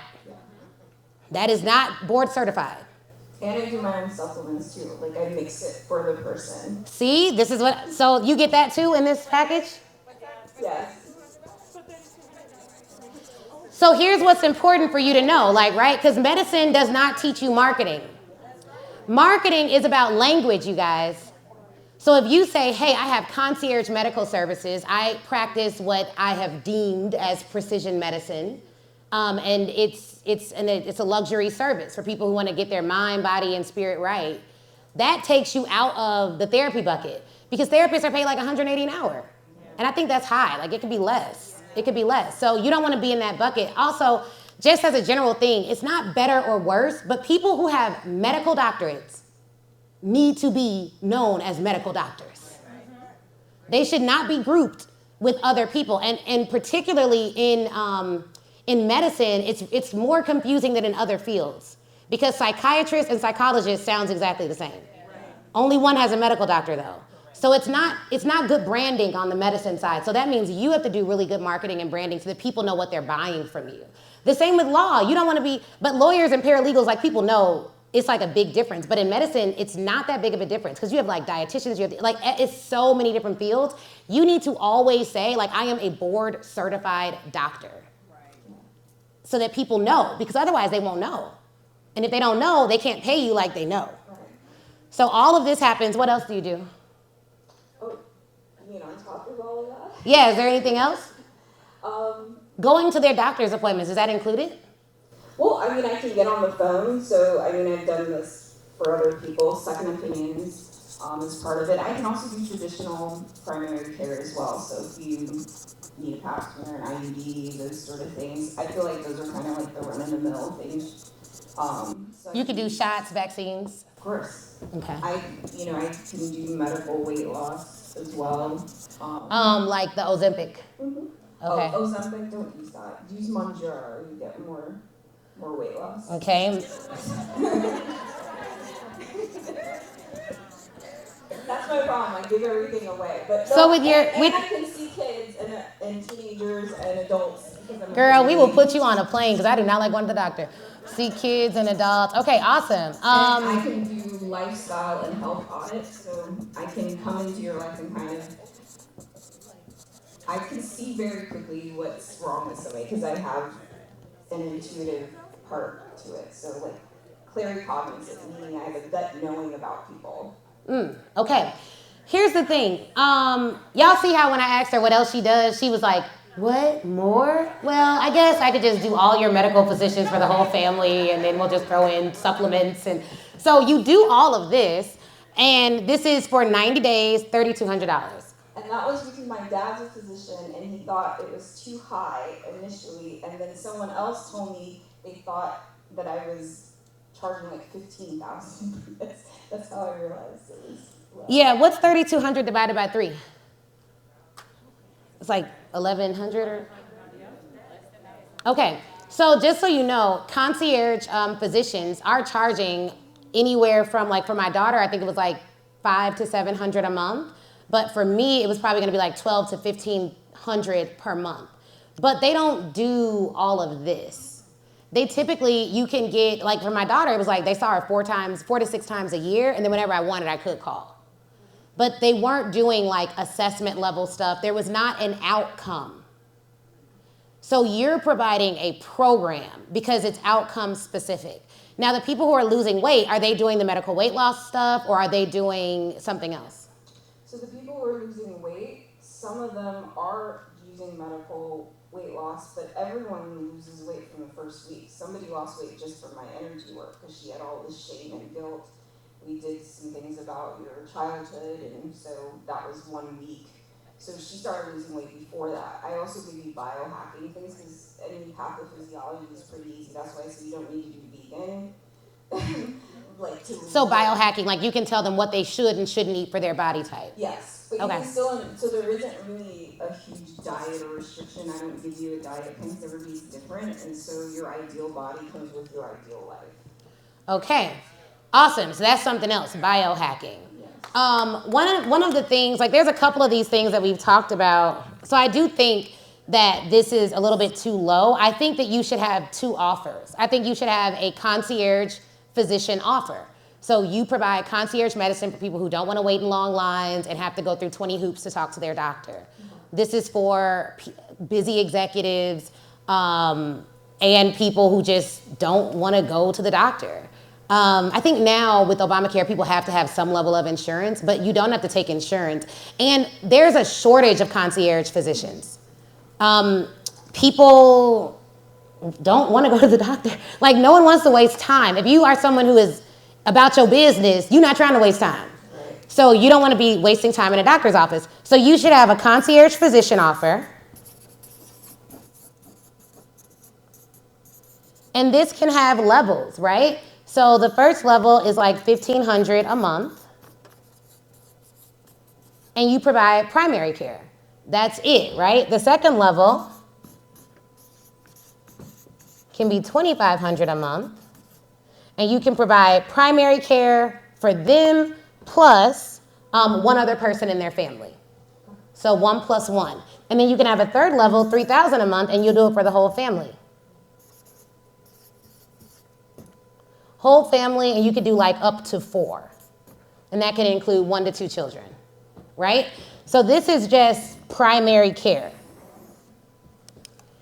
Concierge medicine, primary care. Chicago's a great market for this because there's so many companies, so many executives. It's a great alternative, and you can promote it. I would be pitching law firm, accounting firms, people who are busy, whose people need to have certain access to their doctor. I would just promote this to them like busy professionals. So you have like one person here 2 people here, and then here you have family of up to a family of 4, and then each additional person you can add on for like $250 at this point, because they may have like 4, 5, 6 kids, so like that would be very affordable for them.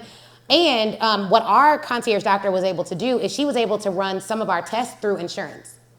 Oh, I still let people use their insurance for their tests if they like, or their medication. I also write super bills. People can use their HSA. Oh, that's great. So they can get reimbursed for some of this too, which is awesome. So that would be great, and that's a really good selling point. It's like, even if you have insurance, just do this, and then you can still reimburse some of the work that we do, which is fine, but then this handles the whole family, and then you can just do the family's physical visits. After COVID, people are way more health conscious, which is great. Then I would have this offer up here. How much weight do people lose on average?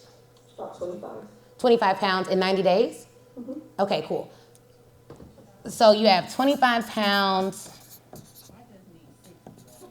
in 90 days. You said, I just need 60 pounds. That's all I need. But I usually tell people it's never about the weight, so they'll lose 25 pounds and their relationships change.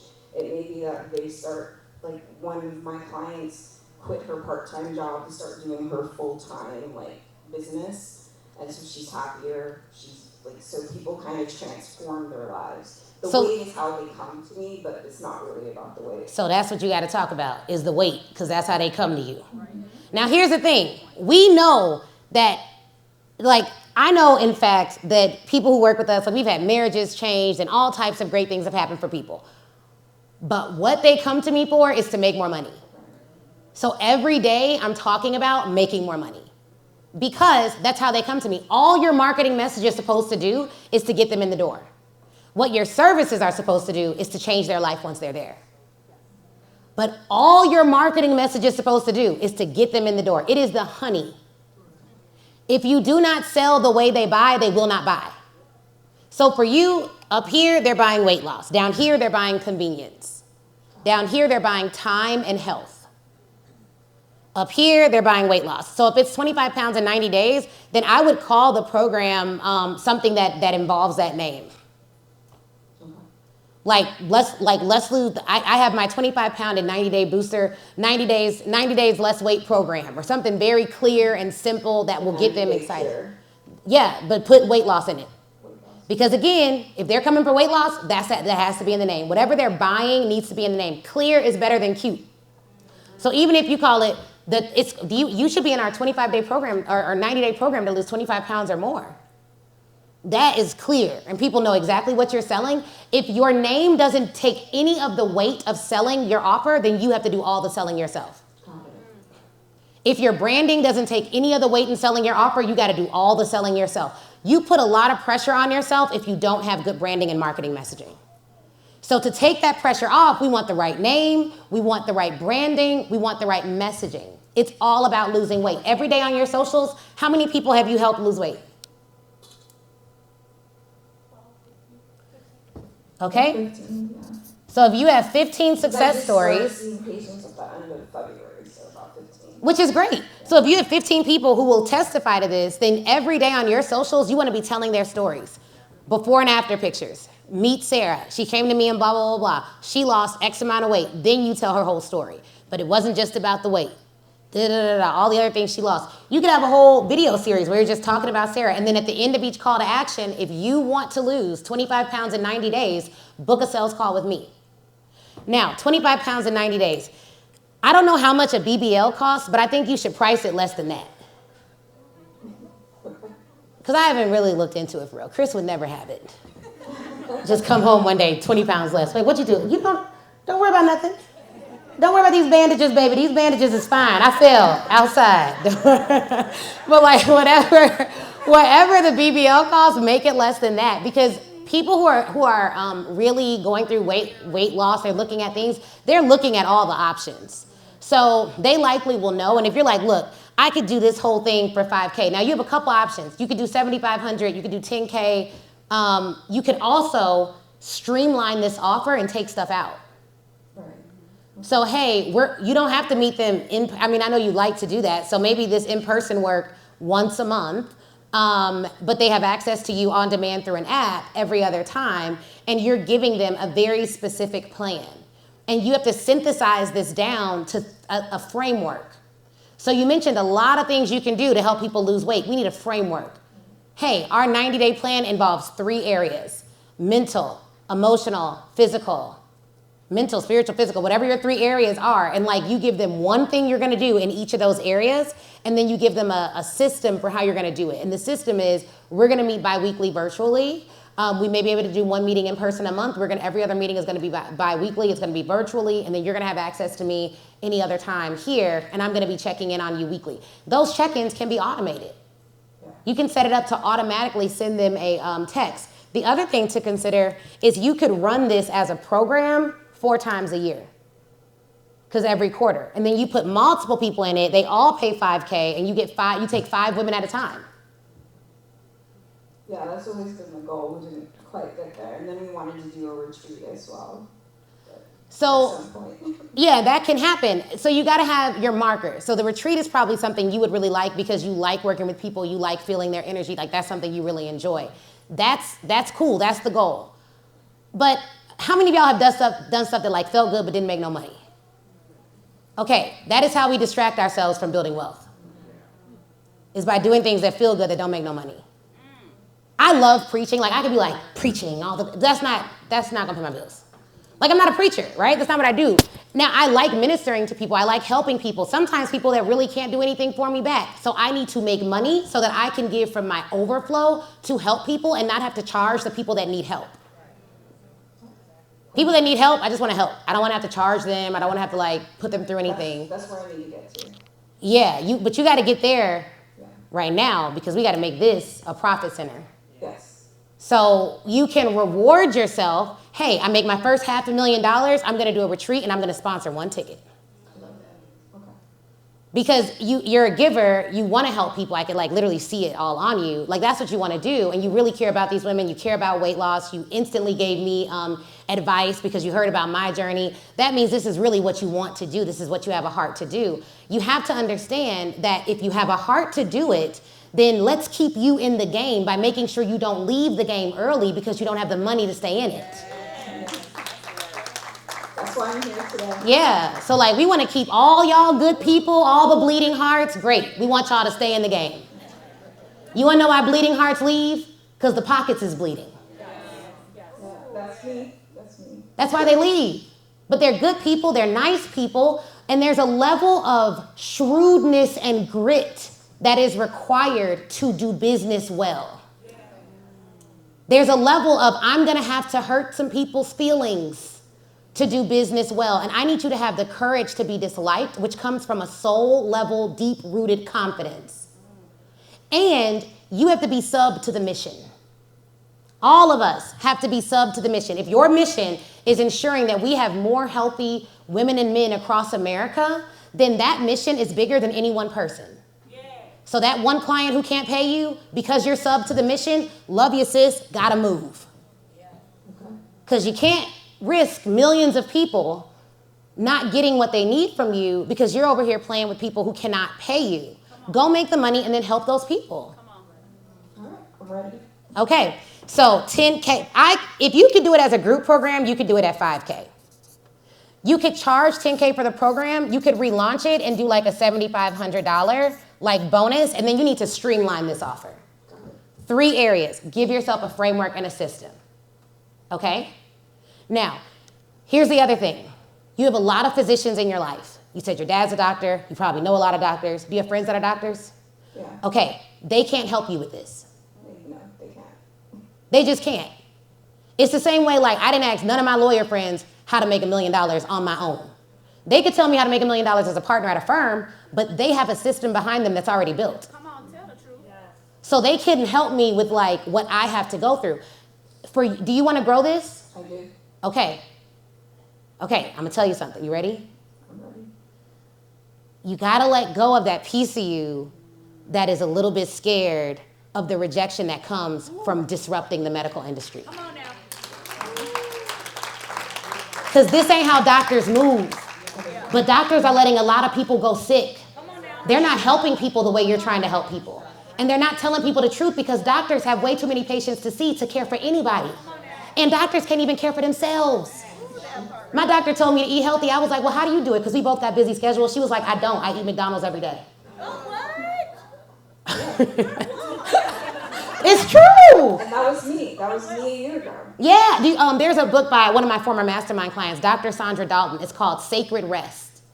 She's a medical doctor. She's also a believer in Christ. She wrote a book called Sacred Rest, and now she has all these like licensing deals with global companies all over the world, all about rest from a medical doctor's perspective and about how a Christ-centered life actually leads to more rest.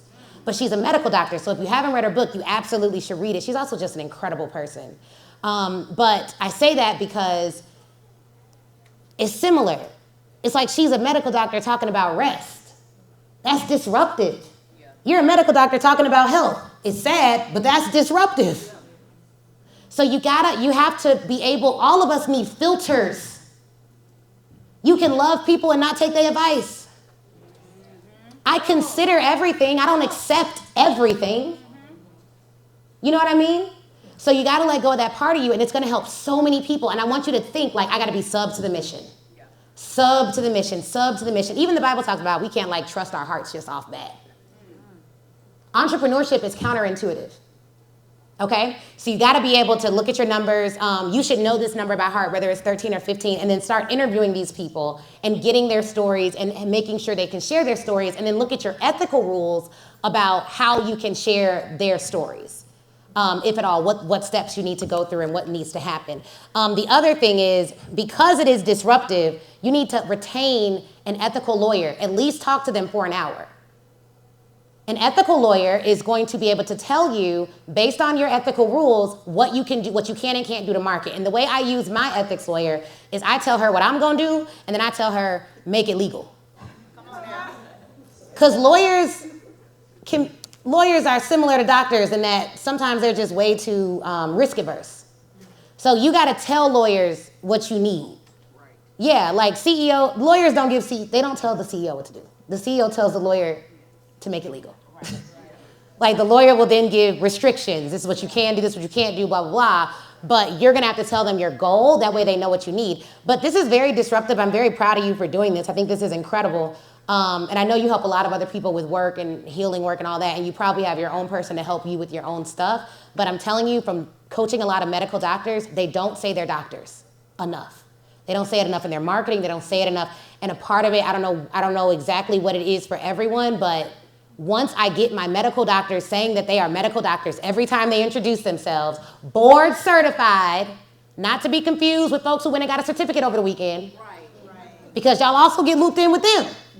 You can go to a Reiki certificate, and then the next day, hello, Mrs. Reiki right here. You know what I mean? So like you have to, because it is so easy to be an expert now, the real one's got to be real clear. This is not an honorary doctorate. I did not buy it yesterday. Okay? Like you have to because you're selling to everyday people. They don't know, and they're not going to take the time to know. So you have to keep saying it. If you don't feel tired of talking about your offers, guys, you're not talking about it enough. You should feel like, how you don't know this? I done said this 100 times on the internet. You know? So that's what you should do. So I would do 5K if it's group. I would do 10K if it's individual. And then I would maybe relaunch it at $7,500.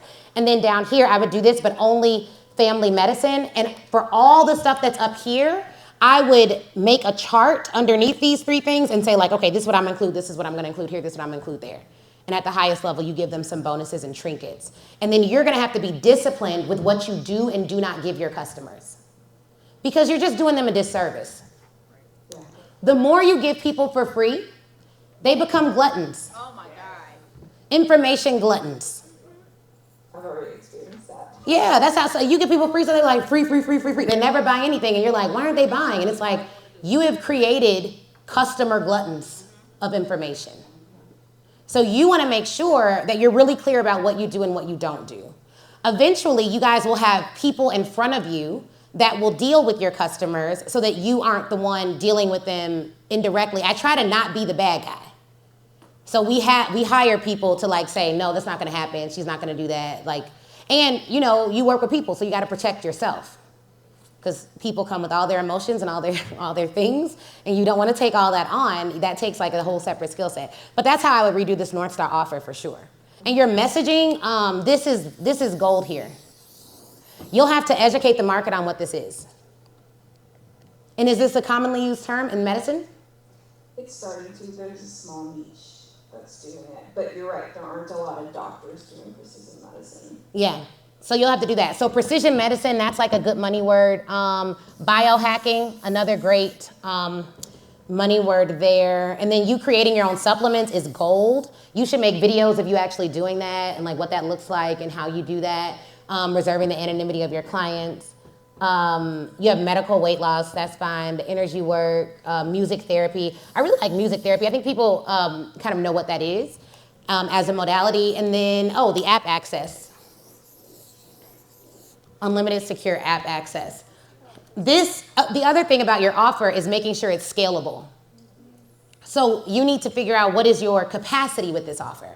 Some of you, if you were to get 1,000 clients tomorrow, you could not handle it. Because you can't put 1,000 people into this. You could put 1,000 people into a group program though.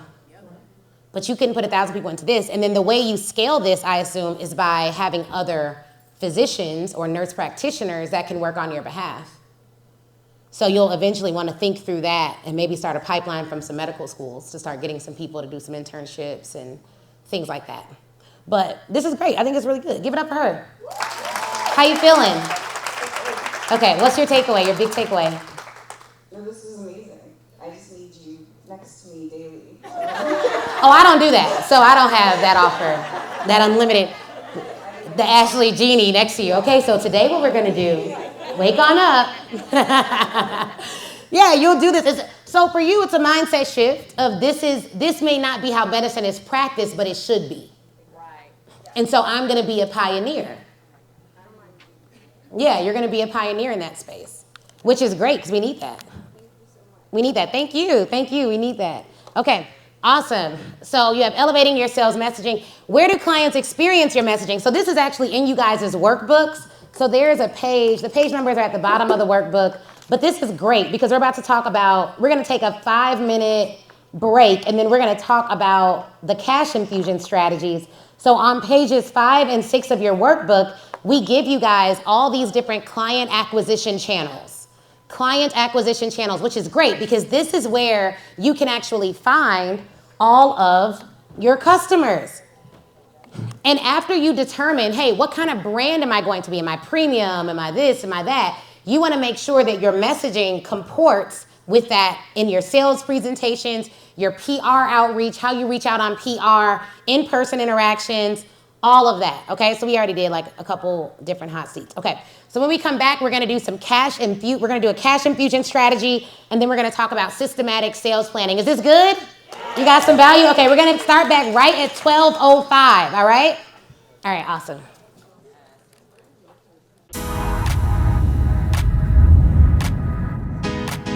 Last year, we went on tour, and let me tell you, it was a movement.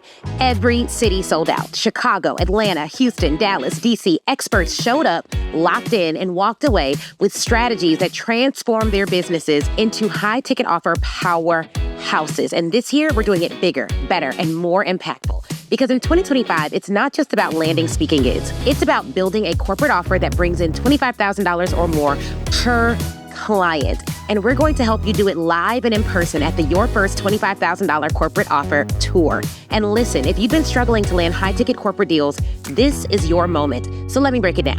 What really happens at this tour? This is not another feel-good event where you take notes and go home overwhelmed. No, this is a live, in-person workshop where we build your corporate offer in the room.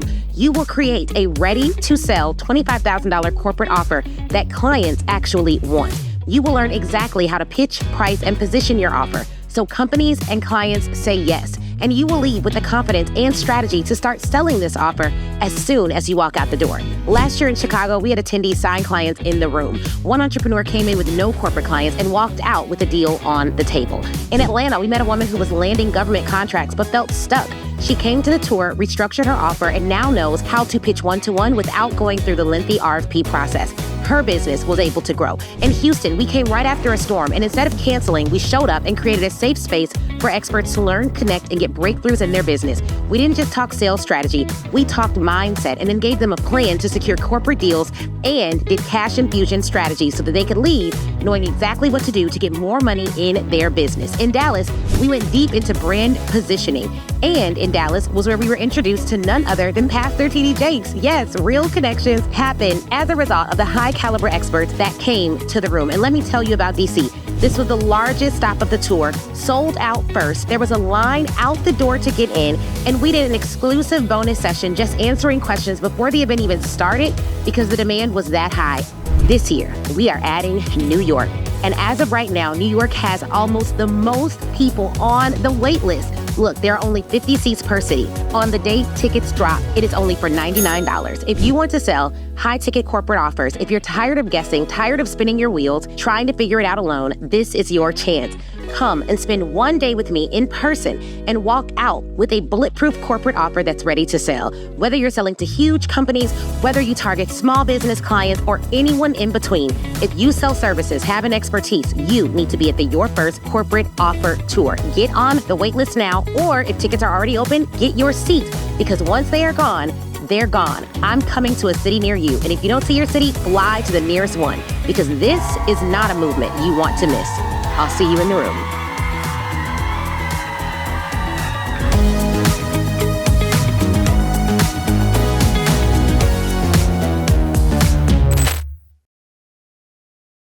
All right. All right, let's bring it on in, bring it on in, bring it on in. And we need, can I have a volunteer on the mic really quickly before we start back? All right, so here's what I want to do. Anyone, raise your hand real quick. What's your biggest takeaway so far? Okay, I see Dominique and Miss Pat. Yeah, here we go. We'll start here. So I am Dr. Pat Perkins, and I run a company called the Advance System, where we actually help women of color to advance in their career and be divinely compensated. So we were saying that our biggest takeaway was to, hopefully get the phrase right, sub your business, right? Is that the phrase? And then, productize? Well, you said sub your business. Sub your mission, thank you. Sub to your mission, yeah. So, and we were both like, what does she mean by sub? Even though that was our biggest takeaways, we kind of figured that out, so we're gonna need a little breakdown for that. But that was still our biggest takeaway. Yes, submit to your mission above all else. Okay. Submit to your mission. So if your mission is like, hey, I want to help, for us, like we want to solve small business sales problems for women around the world and help them to understand, women and men around the world, to help them to understand, you making more money does not equal more stress. Come on now. I can't tell you how many people I meet, and there are women self-selecting out because they're like, well, I made $100,000 and I was stressed. Well, I made 20 million and I think 20 million will be too stressful, because they think acceleration of revenue means acceleration of stress. Come on now. But it doesn't mean that, because I know people who make $2 who are stressed. Seriously, it's not about the money, it's all about the mindset. But if you believe that acceleration of revenue means acceleration of stress, then you will self-select out of doing the things that make more money. So you got to submit to the mission, because if you submit to the mission, then you are not being manipulated by people. Because the mission is clear, people get cloudy. So you got to submit to the mission. So that means if I got to let go of somebody, and then you have to understand there's a difference between who I am as a CEO and what I want as a person. So Ashley, as the individual, would love to hire everybody, pay everybody, whether they did good work or not. Why not, right? But Ashley, as a CEO, has a fiduciary duty to make money in her business. So I can't play around with people who play with my money. So I can't have people working here who are not serious. I cannot have clients who don't understand mission. I don't have to work with every client, because you got to protect yourself. So if I'm the most valuable person in my company right now, meaning like I'm the all-star, I bring in the most revenue as of today, it won't always be that way. We can hire a director of sales and that person may bring in more revenue or whatever. But if today you're responsible for 90% of the revenue and there are clients and or team members that are stressing you out personally, submitting to the mission means I got to let them go. Because you are messing up human capital for my company. So you can't do that, right? And so that's what it means, submitting to the mission. The mission is clear if you are clear as the CEO about your mission. If you're cloudy, then the mission's cloudy. So then your behavior is kind of erratic because you're not clear on the mission. So you got to get clear on what that mission is. If you ask yourself this question, if I sell the maximum amount of services possible, how does the world look different? If I sell the maximum amount of services possible, how does the world look different? Because if I do that, then experts, particularly experts of color, would no longer have to go to jobs they dislike, where they are disrespected, where their confidence is constantly eroded, all for a check. They will have enough confidence to create the capital that they desire. They could build a business. They could create healthy workplaces. They could hire other people. The world literally is better. If we have a political candidate that we like, we could have a speak your way to cash email go out, and then we could fund whoever the next president is supposed to be in an email. If we sell the maximum amount of services possible, then we are not, as African Americans, at the bottom of net worth in America and globally. So I know that that vision is so compelling, it's so powerful, it's so important that there is not an individual client or an individual team member that is going to manipulate me out of my calling because they have a bad day. I'm sub to the mission. So everybody else has to be sub to that.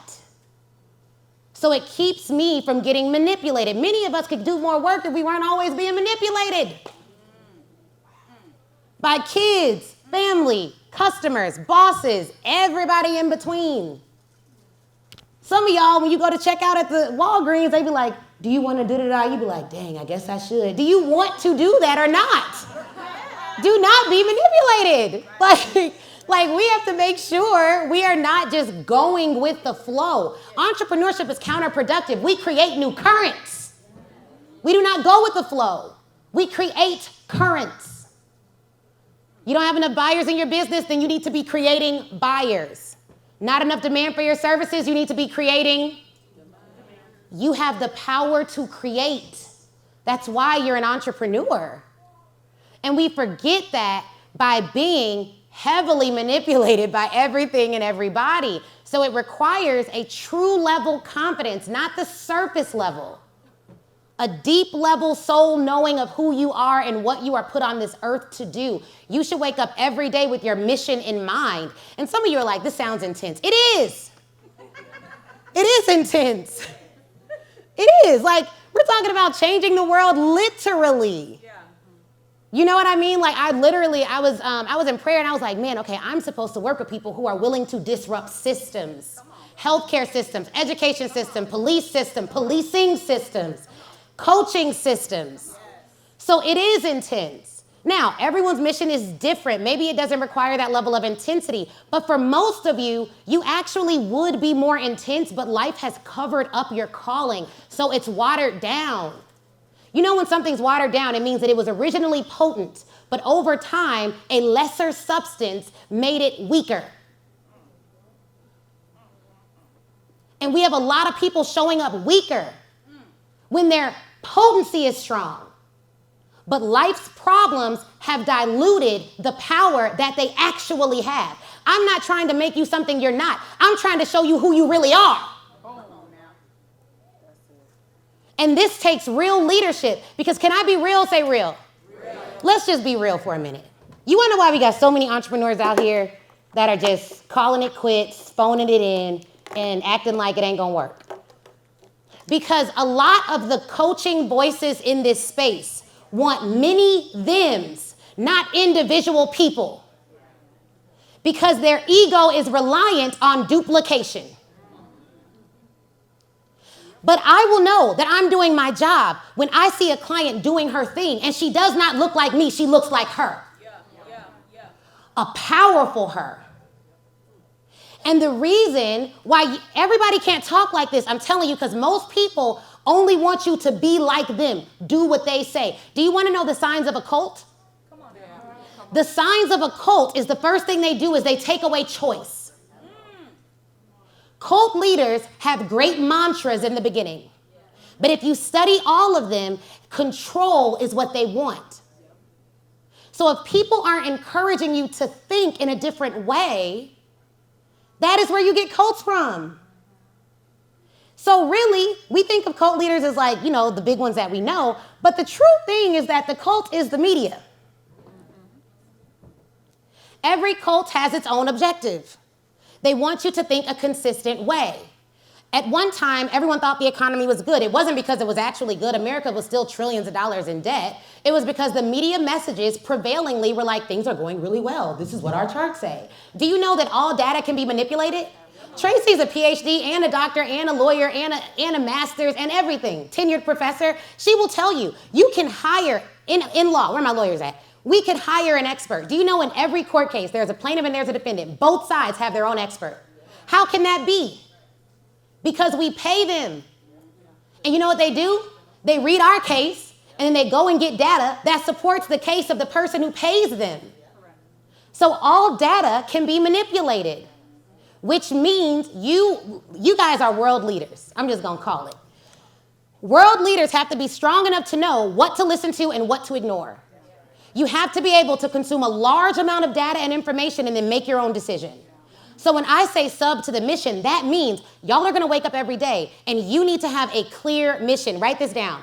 I need to figure out, how does the world look different if I sell the maximum amount of my services? Because that's your mission. And if you don't have a mission, then you're not gonna be driven to do work. And it creates this world where everyone's just talking about the same thing. You can always tell the news cycle because everyone just talks about the same thing in the news cycle. One of the reasons I think the Democrats waited so late to bring up Kamala is because they needed a disruption to win this election. You think they really didn't know that, he wasn't gonna make it? Like, come on, please. Like, I don't care what your politics are. I genuinely don't care. Like, I'm not one of those people. I've gotten hate mail from saying, what big ups to Kamala. Like, I got this lady email me this long hate mail message. I was like, lady, I don't care if you vote for Trump. I really don't. Because I'm sub to the mission. When you're missional, my dad has this saying, like, get missional, not emotional. When you're missional, I can have friends who believe all types of things for all types of reasons and different opinions. When you are actually a mature person and can critically think, different opinions don't make you mad. Sometimes you can learn something. We may not agree, but hey, I don't care. She sent me this long email. I'm like, girl, you done wasted all this breath. And then she sends me this long email, and then Lael is my operations manager. Lael messages me and she says, if this lady, she's from Trinidad, doesn't like you so much, why is she in all of your stuff? I said, I don't know, but block her. Play with me. So, I say all this to say, I think there is a level of intensity that is being demonized in popular entrepreneurship that we need to get back. Because every single historic level entrepreneur got busy. Tyler Perry got to work. Every single person who changed the world got to work. I haven't read a single story about a single leader who had a story that was like, well, they woke up and they just went to the beach, then they just chilled, and then one day they had to change the world, but it only took them 24 hours, so they got back on the beach within 24 hours. No. So I think you have to figure out, what is your mission? What are you here for? What are you doing? And guess what, guys? It's okay if a part of your goal is just to make money. There is nothing wrong with you having a financial goal that is not tied to anything philanthropic. Big bar right there. You could just be like, sis, show me how to make $1 million. There's nothing wrong about that because money is not moral. Money is an object. It's like this phone. This phone ain't going nowhere without me picking it up, taking it, moving it around. This phone don't make nobody evil, but sometimes evil people pick up a phone and make evil messages on the internet. But the phone itself is not evil. So when people say, oh, money made them evil, money made them this, money doesn't think. It doesn't have a brain. So it's an object. It's really not a big deal. But if you make it a god, if you make it something that is, if you make it something that's moral, if you make it something that chooses who it likes and disrespects who it doesn't, then money has way more power than you're giving it. And the horrible thing about praying to a God that doesn't think is you don't get anything back. So you literally can get nothing. So now you're literally praying to like an inanimate God. Like, good luck with that. That's not going to work. I can just tell you right now, you start praying to this water bottle and ain't nothing about to happen for you. I can say that with full authority. Okay? This is not about to do nothing for you. And money is literally no different. But there are people who make it their entire world and yet never possess it. All their conversations are about it and they do not have it. And so you have to be sub to the mission. That's what I meant by that. Okay? So is that clear? If that's clear, say clear. Clear. Okay. Good, because we got missions to do out here. Now, cash infusion strategies. Cash infusion strategies, you guys, if you look in your workbook, let me see what page we talk about the cash infusion strategies. Here we go. Workbook 7. So go to page 7 in your workbook. Now, your business should not be built on cash infusion strategies alone. Because this is not a systematic way to make money. This is like, hey, I have a big bill to pay. I have something that I need to do really quickly. How can I develop a 10-day plan? And that's just a goal that in our company we like to have at least 10 days. How can we develop a 10-day plan in order to get additional revenue in our business? Now, you can do a shorter cash infusion strategy plan. The more assets you have, the better. Here's what I want you guys to realize. There's a debate online. I see so much stuff online that's wrong. It's kind of bad. I should keep a folder. There was a debate online, and it was this woman, and she made this post. I don't remember her name because it doesn't matter. But the post was like, I don't. The post was like, I would rather have a profitable 6-figure business than a 7-figure business that's not profitable. And I was like, oh, okay, so you'd rather run your company than Uber. Let's get real. Like there's this, I saw this, be so for real. You know what I mean? Like that's not even true. Let me tell you guys why. Because I want you all to be thinking like CEOs. Somebody say CEOs. When you have a 6-figure company, and this goes to your cash infusion plan, and you're making $100,000 a year, and let's say you have really good profit margins. Let's say you have a 50% profit margin. Y'all with me so far? Say with you. How much do you take home? Okay, so your company netted $50,000 that year, right? Now, let's say you have a 7-figure company. Let's say your company made $1 million. And let's say you have a 0% profit margin. That means your company spent $1 million. What she was saying is I'd rather have this $50,000 net than this because I have a 0% profit margin and I took $0 home the end of the year. Here's why this doesn't make sense. As a 7-figure business, this represents expenses, right? Which means that at this level, I could say I'm going to cut my expenses in half.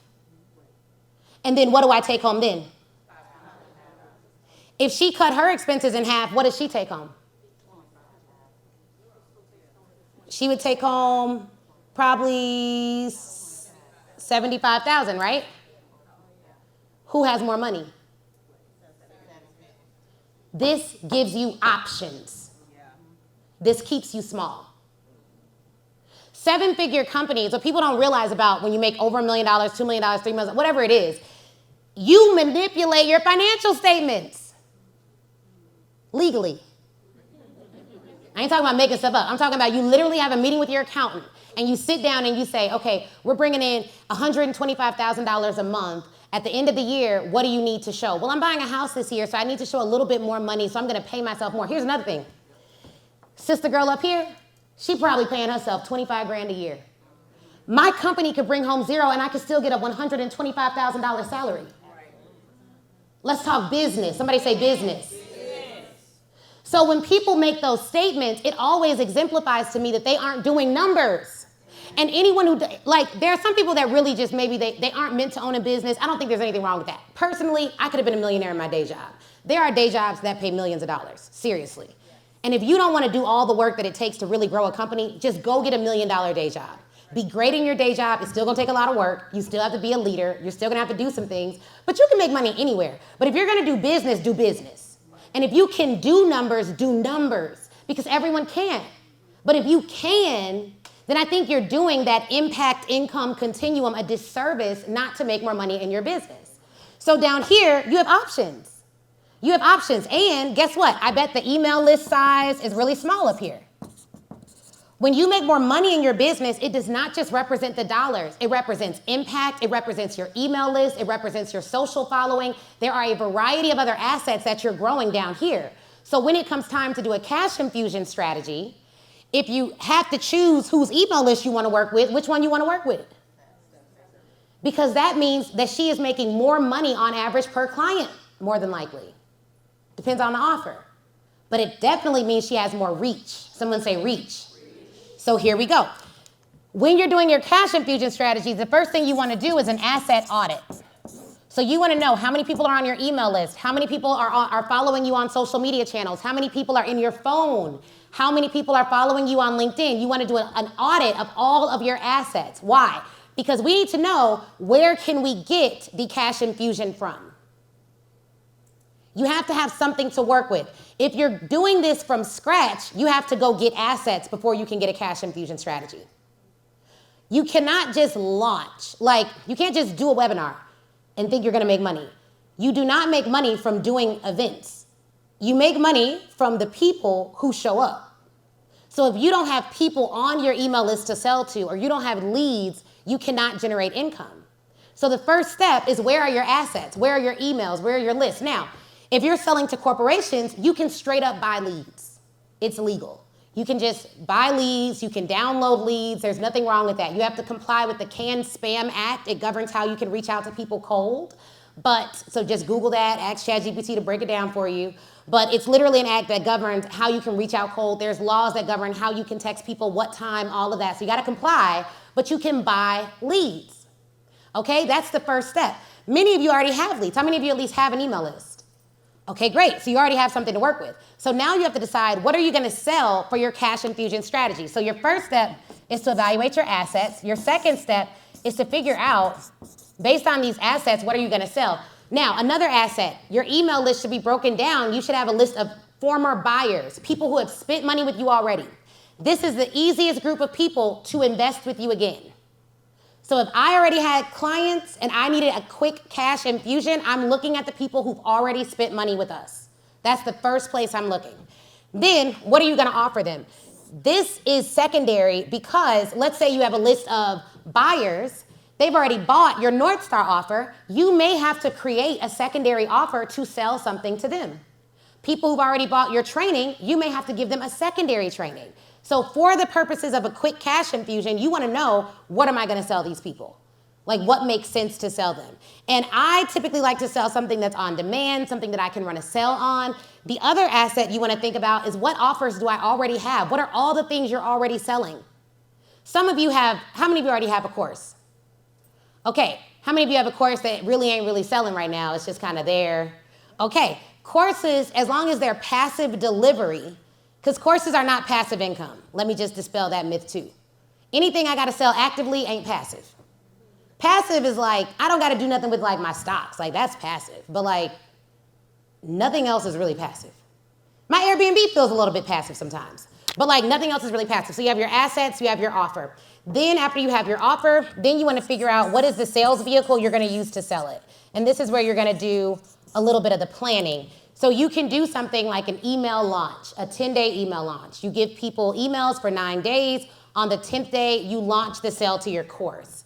A big mistake I see people make is just sending out an email trying to sell something. Warm people up. Have any of y'all been following this waitlist rollout that we're doing right now? Okay, we're warming them up. It's X amount of people on the wait list. Now it's this many people on the wait list. Now it's coming in 4 days. It's coming in 3 days. It's coming in 2 days. Building anticipation, because you can create demand. You don't have to wait on demand. I think that sometimes we don't grow our businesses because we're illusioned by how it works to grow a business. It's called building a business because you got to really like build it. So you can create demand by creating anticipation for your offer. How do you create anticipation? You get excited first. Excitement is contagious. So you have to have the energy to put into your marketing efforts. So if you do 9-day email, hey, you're on my list, you're telling them about it, we're dropping something amazing, we're gonna do a big sale on our course, it's gonna be on this day, I'm gonna do the sale for the first 20 people that buy. And then you tell them, it's 5,000 of you on this email list. I'm gonna send it out at 9 a.m. The first 20 people that buy get this. The first person that buys get this. That is how you're gonna do your cash infusion plan, okay? That's just an example, is the emails. But on here, you can kind of see in the execution phase, you have 1 to 5 day engagement and roll up, email launch secrets, and then we even give you guys a sample cash infusion plan on page 10. So I wanna do a hot seat real quick. Who needs a cash infusion plan? VIPs, any volunteers? Yes. Let's get her the mic. Hello, yeah. Hi. So I need the cash infusion because, Well, don't tell me why. Just tell me, what are your assets? okay, so my assets are small. Okay. My email list is probably less than 100. How many phone numbers do you have?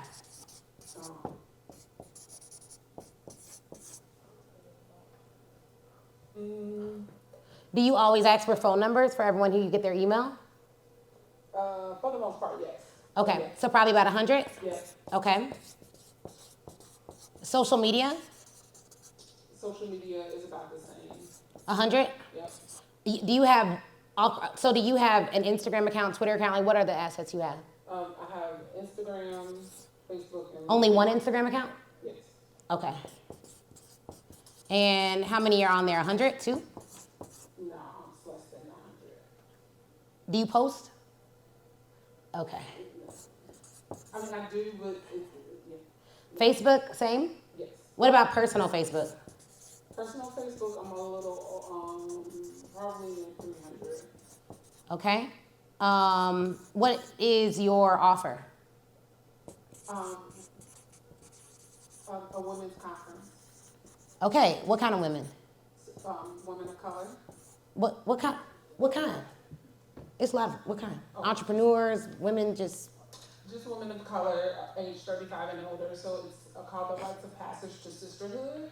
So this is geared for women who are transitioning into the next phase of their life, but need a space to be in community with other women. How old are you? I am 45. We should raise that number then. 35, too young. I'm like 32, and I'm like, next phase, sheesh. You know what I mean? So like, I would raise that number. You'll do better if you raise that number too. You do real good if you have women over 50. Women over 50 do good. They done figured it out. They sitting at home, they know what's up. Okay, that's what you want. Even if, like, I'm telling you, like, if you do women over 50, I mean, you may have to like 45 because of I don't think your age matters for who you serve. Our average client is like 45 to 57. So, you know, and we have clients that are like 70, 75. Like, it doesn't matter your age personally. You can still curate the space that you want. I'm asking you these questions because, one, if women of color is way too broad. Okay. If you say, I'm doing a conference for women in their 40s to 50s, women over 40 who are transitioning to the next phase of life and trying to figure out A, B, and C, this is our space, then boom. It could also be celebratory, because what I see from women over 40 is like a party. They're like, look, we done figured it out. I know this, that, and the other. I don't let people waste my time. I don't let people do it. Like, they're always very like figuring it out-ish is the vibes that I get. So you should think about like clarifying that marketing message. I think 35 is too young. I would definitely say women definitely over 40. Okay. Definitely over 40. I think over 50 you may find that you get even more registrations, because that's a really specific niche. And then what are they trying to figure out? That we've gotten to 50 and we realize that the identities that we've held up until this time no longer serve us and fit who we are today, because we've grown and we know better, and we're making different decisions, and we just need a space to own that, right? And to articulate who we are now and dispel and disabuse ourselves of those identities that are no longer relevant and accurate for who we are. Is this your first year doing it? This is my second year. My first year was last year. Okay, how many people came last year? 15. Okay, how many people have bought tickets for this year? None yet. Okay, So the first step for you is to call all 15 people from last year and personally invite them out. That's number one. And then number two, you need to reach out one-to-one to the people on your social media channels and all of that. Like, you can definitely send an email, but how often do you email your list? I haven't gotten the part yet. Okay, so for you, you're gonna have to do phone calls. Phone calls, and then I would do personalized video messages to all 15 who came last year and tell them on this specific date, you can get your ticket for 15% off. And start promoting to them like, hey, you're gonna do that, or use this code, and on this date, you can get X amount of dollars off, and have everyone buy on that date. But you're gonna have to call everyone in your database and say, hey, are you or someone you know, a woman over 40 looking to celebrate this next phase of her life with other women? I have a special invite for you. And then ask them, and they may not know anyone, like, great, could you give me the phone number or email of someone who you know who fits that bill? And that would be how I would start selling this, and I would use that. On Instagram, I would send voice notes to all of these people. The good thing about it being a reasonable number is you can kind of do it. Facebook, same thing. Facebook, personal Facebook, and business Facebook. I would send voice notes. And the goal would be to get everyone to buy on a particular date. With events are some of the hardest things to sell. I've sold a lot of stuff. Events are kind of the most challenging to sell, but they're the best. They're the best experiences. So on all of your social channels, I would do voice notes, individual messages, and reach out. Say something in it to make it individualized. And tell them on this specific date, because Cash Infusion, you want that date to be popping. Like, that one day is when you want all your sales, you want people anticipating. Because if you tell people, oh, you could buy it whenever you want, then they're gonna buy it whenever they want. And that whenever they want could be never. So you wanna give them a deadline, a date. People need a reason to move, especially right now, you guys. We are in a very apathetic, chill, whatever, it could happen, maybe, maybe not. People are walking around kind of like zombies. And it's very concerning to someone who is pretty decided in life. Because I be out here trying to get things done, and people just be moving like, oh, I don't know where you going so fast. Like, what is wrong right now? You know what I mean? So you gotta really get people to do stuff. Like, it's a big lift. So voice notes to them, phone numbers to them, give them a specific date. You have to start sending out emails every week at minimum. I really think you should do every day. But every week at minimum leading up to this, and give yourself 2 weeks and set a goal of I'm gonna do, because right now, if you add all these numbers up, 150, 450, 500, you have 550 leads. These are not followers, these are not random people, these are leads. And either them or someone they know fits the description of who you're trying to find, okay? And so you want to figure out a way how in 7 days, I can contact 550 leads. What's 550 divided by 7? Anyone? 550 divided by 7. 80. Okay, great. That's 80 people a day. That's not hard. What I would do is I would do 20 of these people a day, call 20 people a day. And the other people, you could just do voice notes. It takes about a minute to a minute and 30 seconds to send someone a voice note. How do I know that? Because literally 2 days ago, I was in Starbucks in Homewood sending out voice notes. Oh, you got one? Oh, you were selected? We got a winner in the room, y'all. Look at this. Give it up for her. Okay, we had people apply. So for our event, we had a wait list, but then we took it a step further. We had people apply to get off the wait list early. So, because we're going to sell out this event on August 5th, you know what I mean? So the people, yeah, right? So we had people apply to get a 30-minute head start. So she applied and was selected. Now, it was 420 people that applied for this. Last I checked, the first round of people we chose 60. And so I personally chose them. So shout out to you, girl. You getting your ticket? Okay, good.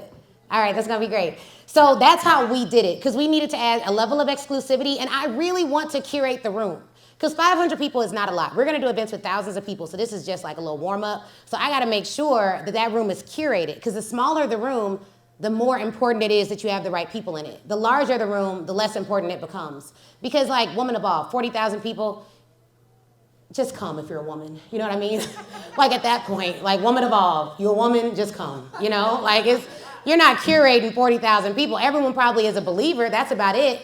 That's the woman believer. It was different languages. It was all of that. But when your rooms are smaller, you have to curate. When your leads are smaller, personalization has to go up because you only got a lot of chances. If you have 100,000 leads, man, you can start testing some stuff out. With 550, treat every single lead like that person will buy. Like look them up, do some personalization, and then you need to start reaching out to them so that they all buy on a certain date. So you have 7 days, you're reaching out to people. During this 7-day period, I would be sending an email each day. Then you have 3 days, and all you're doing is reminding them. 3 days, you're just reminding them, hey, I want to make sure you know that it's coming up, it's coming up, it's coming up. Like right now we're emailing people, because we're literally doing this now. We have 2 emails a day, 2 emails and 2 texts a day, 8 a.m., 6 p.m. And I'm telling stories in all the emails. Like they're really pretty detailed emails, but you got to do that because people will forget.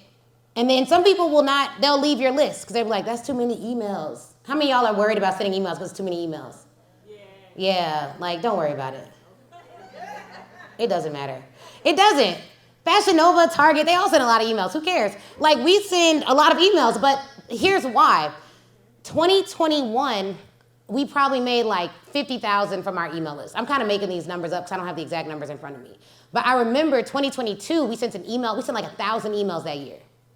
We made over $220,000 directly from people clicking in emails. I stopped caring after that. All of a sudden, I didn't care. I'm gonna email you. Some people get off our list, rejoin our list, and then they be like, why I ain't getting the emails? Because you said I was spam. And they're like, okay, because you sent too many emails, but I still want to get all this services. I'm like, ma'am, what do you want me to do here, okay? But like literally, because if you get off my email list, you're just going to get my ads. You're not getting away, so it's fine. So literally send an email, at least 1 a day. But you got to personalize this reach out. So you got your emails, you got your voice notes, boom. Good? Okay, any questions?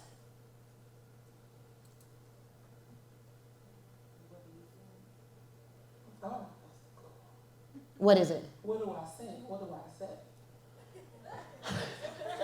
Okay. and so I will say this. My question is that because I did do that, I actually had a gathering with the women that came last year, had a whole, like I invited them to brunch. Okay, you said you did do that. You did do what? I had a brunch with the ladies that came to last year's event. Now, did I say have a brunch? No, you didn't. Okay. You said talk to them directly, right, and have direct conversation. Not no brunch. Because they're distracted. You want to have a sales call. Okay. This is something I was telling a lady who's doing some PR work for us. She was like, well, can you take, the guy wants to go to lunch with you, and you could take him to church, and then you could take him to dinner, and then maybe he'll write an article. I was like, I don't have to do all that to get press. I was like, I send out a very specific email pitch, and he either covers the story or not. I'm not wasting my time without an outcome. She didn't understand that. She was like, no, you got to go through this, and then if you wine and dine them, and then I'm not doing all that, and I don't wine and dine other men. You know what I mean? So like literally, you need to go directly to them, not in no brunch where they kikiing, got their little mimosas. Ooh, girl. No. Call them, hey, you came last year on August 5th. We're going to do something where we're going to give a 10% discount to everyone who came last year. But before I give you the code, because I have a limited amount, I want to know, do you want it? That's what you say. And they say yes or no. And if they say no, you be like, why? And then they'll say whatever they will give you their objection. And then even if you don't change their minds, that's okay. With the next person, you address that objection up front. Like, yeah, and I know some people are worrying, like, if the date will work. Well, it's fine because, honestly, we're going to give recordings to everyone who comes out live, but no one gets the recording who wasn't there.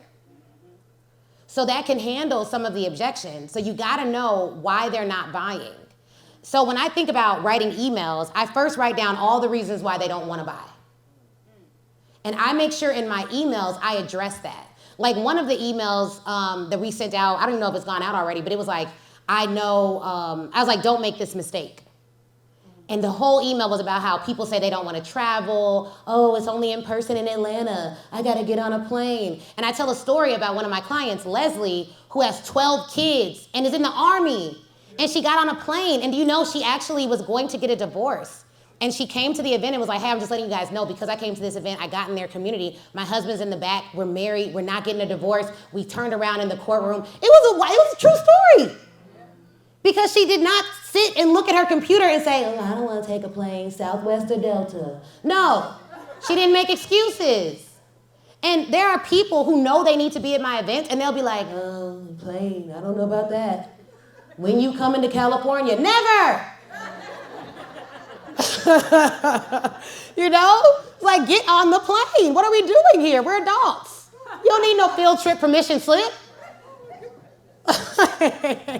Like, you really, I'm telling you, y'all, your clients are having not that great conversations up here.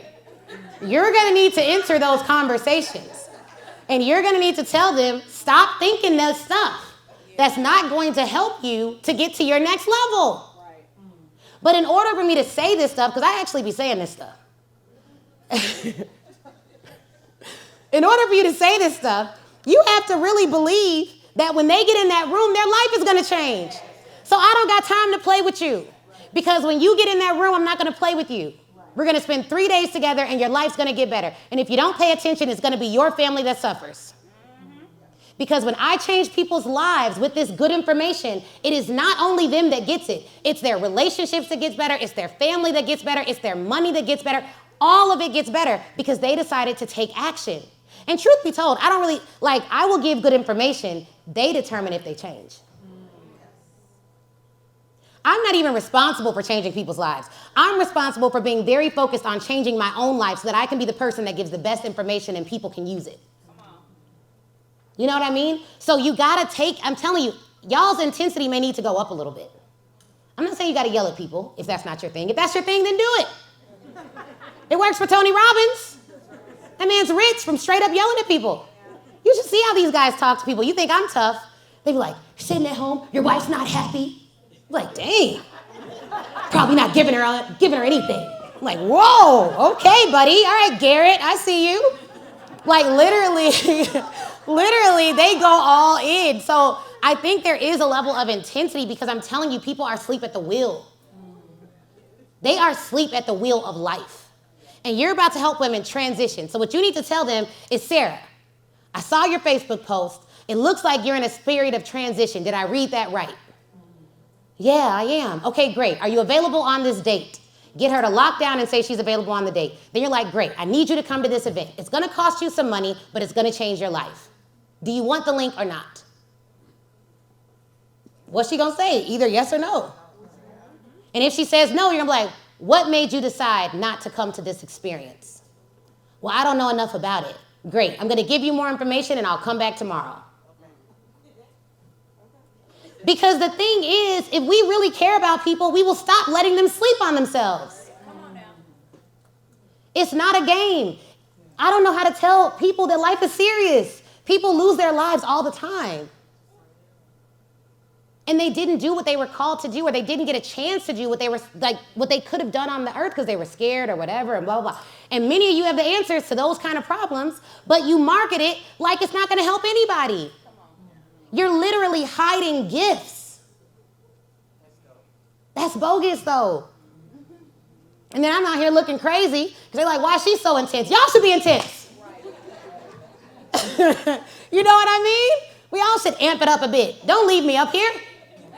But that's what you got to say to them. It's boldness. The Bible talks about boldness. Are you a believer? I don't know if you are. Normally I shouldn't ask that. That's technically not politically correct. Any lawyers in the room? But but I will say it's admissible. Thank you. There's a scripture that says the wicked flee when nobody chases them, but the righteous are as bold as a lion. There are so many people emulating wickedness. Who are you running from? No one is chasing you. So you are supposed to be bold. It's a surety. It's a knowing. You may not have to yell, but Jesus was definitely bold. He'd be like, okay, I'm going to flip over these tables because this is all wrong. They were like, bro, you're 12 years old. He's like, I'm doing my Father's business. What do you want me to do? What else would I be doing? What are you doing? Matter of fact, worried about me. You know what I mean? Imagine a 12-year-old saying that. But he was just so sure of his calling. Jesus is an example of what it looks like when you're sure about your purpose. When you're sure about your calling. When you're sure about what you're doing. And here's the thing. In a world full of uncertainty, no one is trusting an uncertain expert. They need direction. And you can even be clear about what you're not clear about. This is not about perfection. Y'all with me on that? This is not about I know everything. This is about I know what I know and I know what I don't know, and what I don't know, I know where to find the answer. And if you're going to serve women, because you are, people who serve women, listen in. Women can be tough. Seriously. You will give your all, you'll give them all this stuff, and then they can turn on you in a minute. That's just how people are.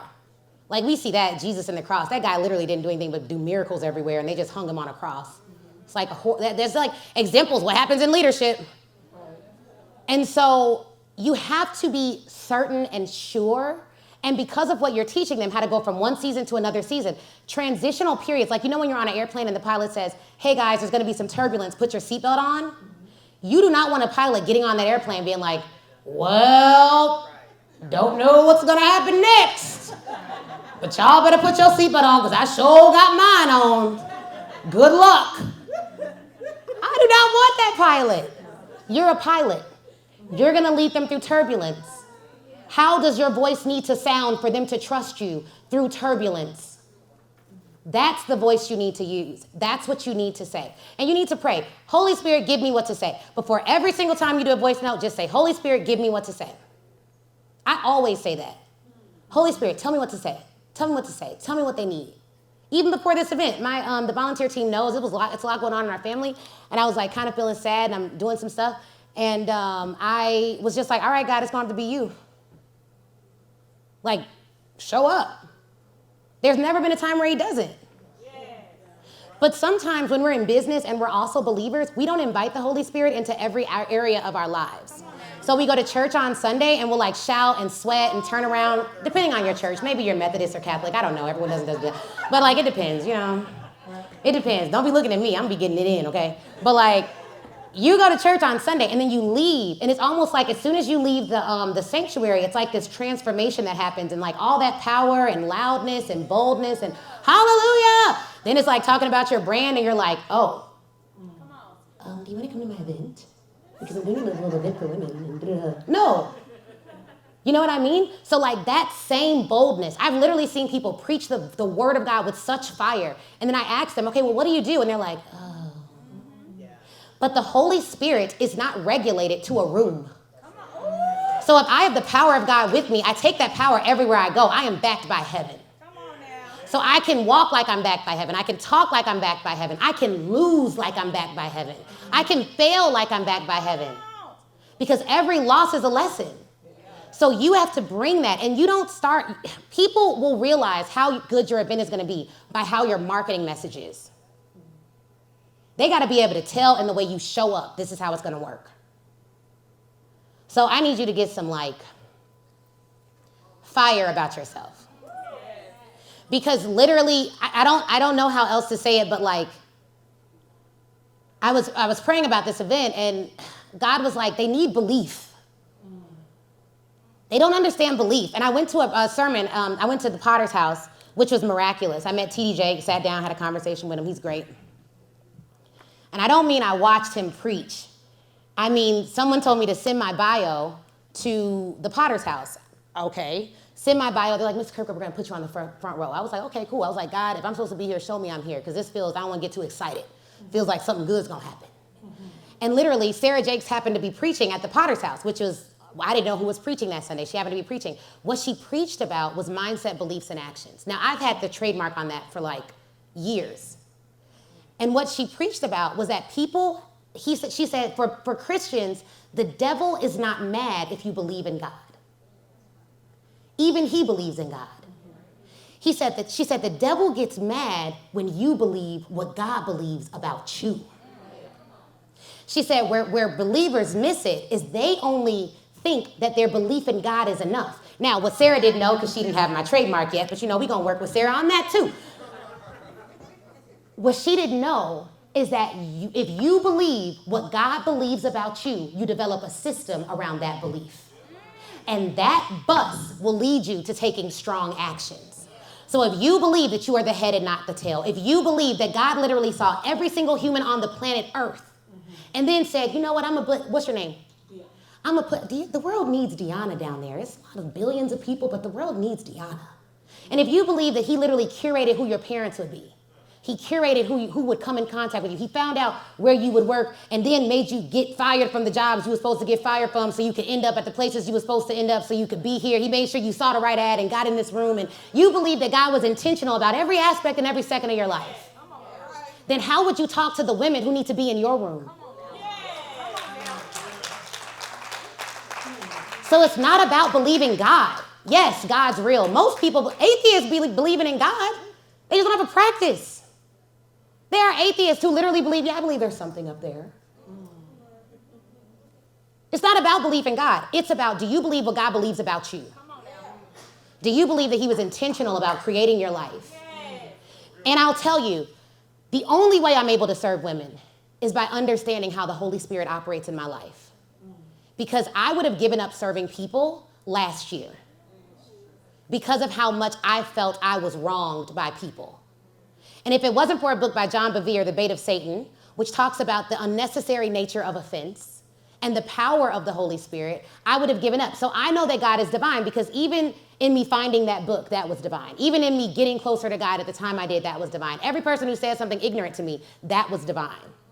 Because all of it leads to where you're supposed to go. So you gotta get clarity around who God says you are so you can do what he's telling you to do. If you don't work on that confidence, God will tell you to do something and it'll be so outside of your comfort zone that you may just not do it because you're too scared. Come on now. And then how much of a disservice would that be? So I don't know if you need that, but this whole thing just got transitioned into church for the day. It's very untraditional hot seat. But I do hope you got something from that, really. Did anyone else get anything from that? Okay, awesome. So here's the thing, you guys. I really, for all of you who are in the room, and I know my audience, 80% actually are believers of Christ. For all of you that are in the room, it's not about believing in God alone. That is the base level. Demons believe in God.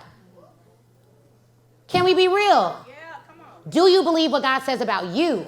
Do you believe that you really have the Holy Spirit living on the inside of you, the ultimate power? That is your superpower. So what can't you do, right? So systematic sales planning. We kind of are going to have to speed through this. Now, sample sales plan. We've already gone through a lot of this, you guys. You guys can take a picture of this, and it's in your workbook, I believe. But you are going to write out your sales plan. We've done 5-figure launches, 6-figure launches, multiple 7-figure launches at one time. The only difference was the amount of planning.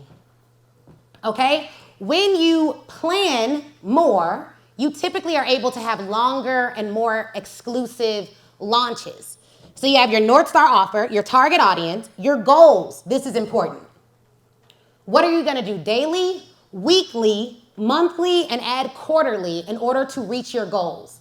Now, you need to have 2 types of goals: outcome and activity. Outcome goals are, I want to make $1 million. Believe it or not, outcome goals will not give you the discipline you need to make that $1 million.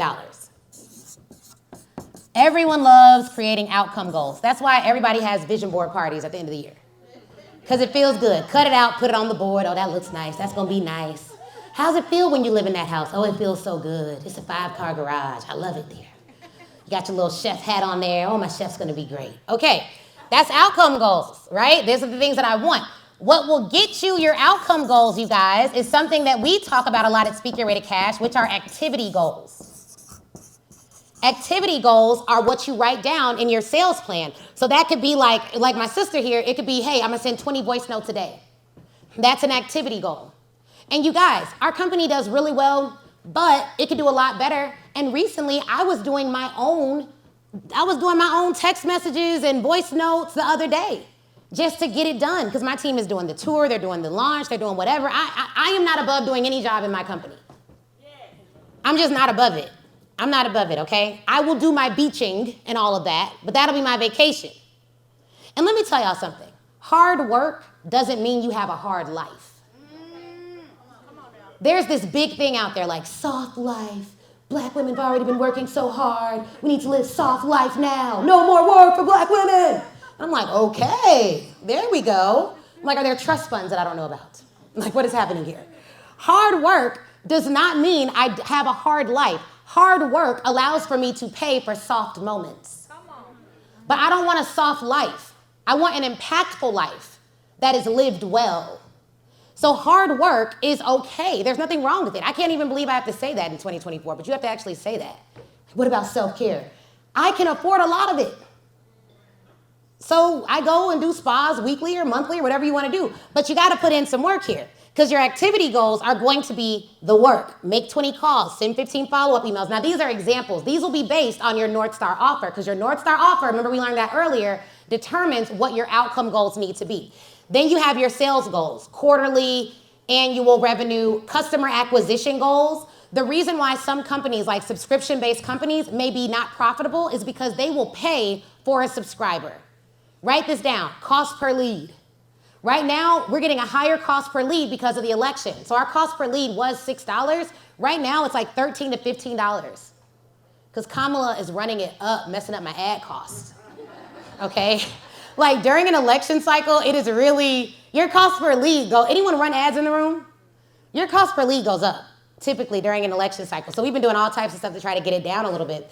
So that's our cost per lead. So you pay to acquire customers. So a lot of these tech companies pay a lot of money to acquire customers and they are just not profitable at the end of the year. But they have massive loans that they take out so they can float for multiple years without being profitable. We don't have that. So we have to market profitably.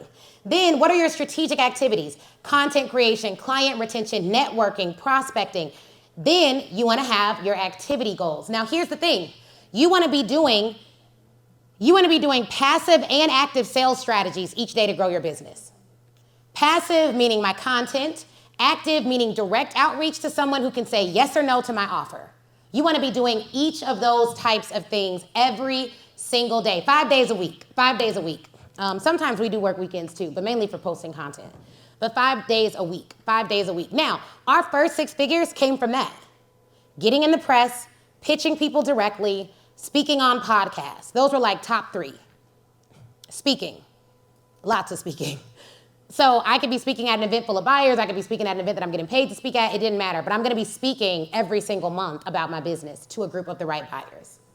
So in addition to your sales plan, you're going to need a prospecting plan. This is a plan to tell you how you can go out and get customers, right? Prospecting plan. Someone say prospecting.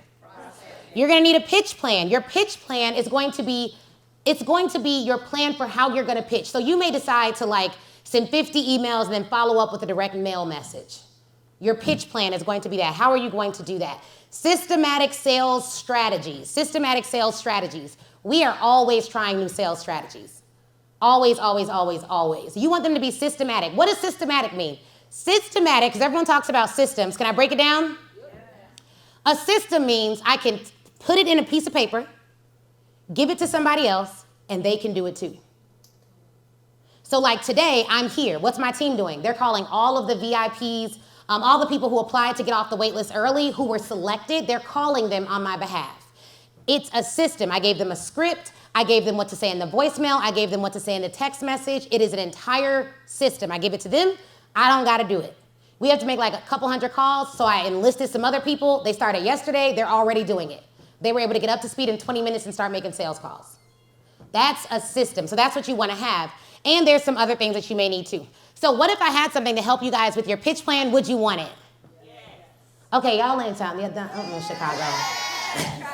Chicago's like, yes, I don't know. Tell me more. See, the South ain't like that. The South ain't as suspect as Midwest. Midwesterners, y'all be suspect, boy, I tell you, okay? You tell somebody in Chicago, hey, sis, I like your hair. Okay.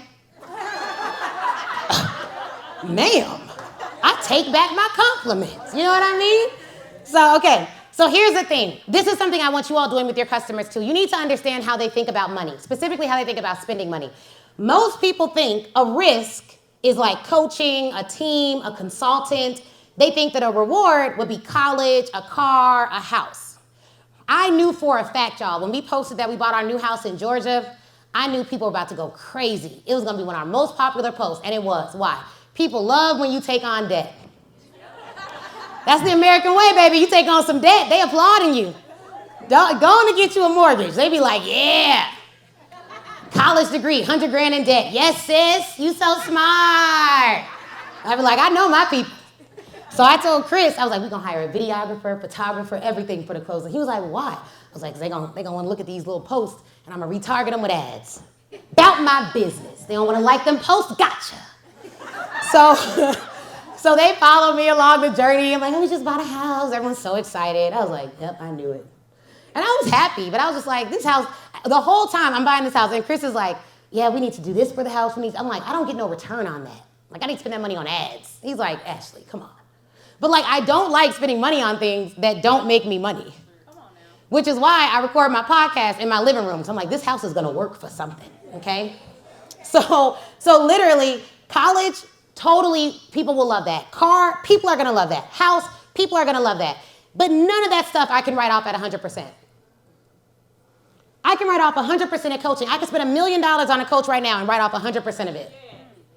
So even though the government will say, take out all these college loans and all this debt, they won't let you write it off. But why will they let me write off 100% of coaching, but not state-backed college programs? Well, that's because they know that it's better for us to have more businesses. And what we don't know is that we need to be investing in the things that are actually not risky. If I can write it off, it's not that big of a risk. The biggest risk is this house that you can't write off. And then they limit how big your home office can be. Uncle Sam ain't been to my house. How he know it can only be 2,000 square feet? You don't know. I use every part of my house for business. Wake up, brush my teeth, go live. I should be able to write off that bathroom. Why I can't write off my bathroom? Don't make sense. So that's kind of what it is. So we're introducing, did Chris bring it? Yeah, he did. Okay, good. So we're introducing the Pitch Your Way to Cash membership, the premier membership for experts looking to sell more services. Now, I told you guys a little bit about the membership earlier, but if I can give you some specifics, say that's all right. That's all right. All right, cool. So you're gonna get sales-specific on-demand training, entrepreneur-based community, live coaching, and pitch feedback. So one of the other things we're gonna give you is we're gonna give you a template so you're never starting from scratch in the membership, but I want you posting what you think you should say, and we'll give you live feedback on your pitches. So the group is open at any time to get live feedback. 100 research leads a month, we'll give you that. But again, I like to teach people how to fish, okay? So we're gonna literally show you the database where we get all the leads from. So you can go out at any time and get your own leads.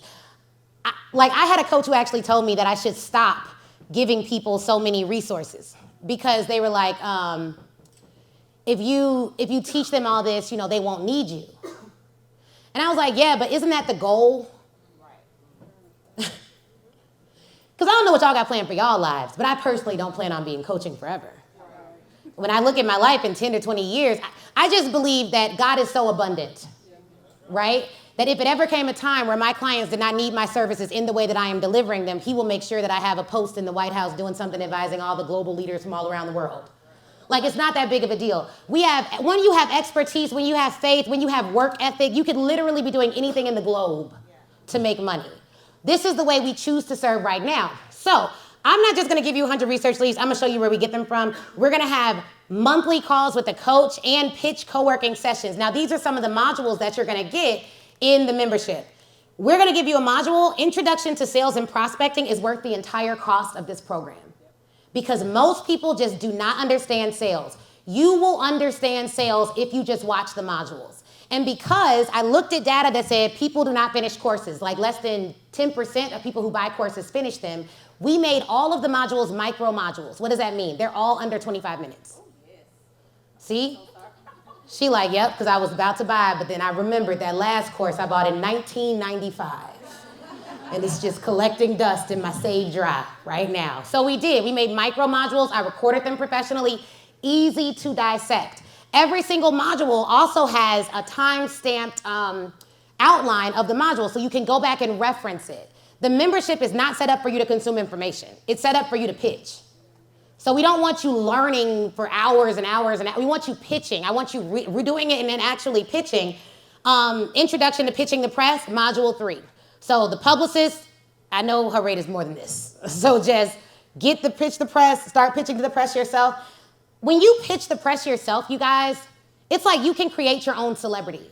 A part of creating demand is also creating the image for your business. Now, for those of you like, I shouldn't have to do that. They should take me for me. Good luck.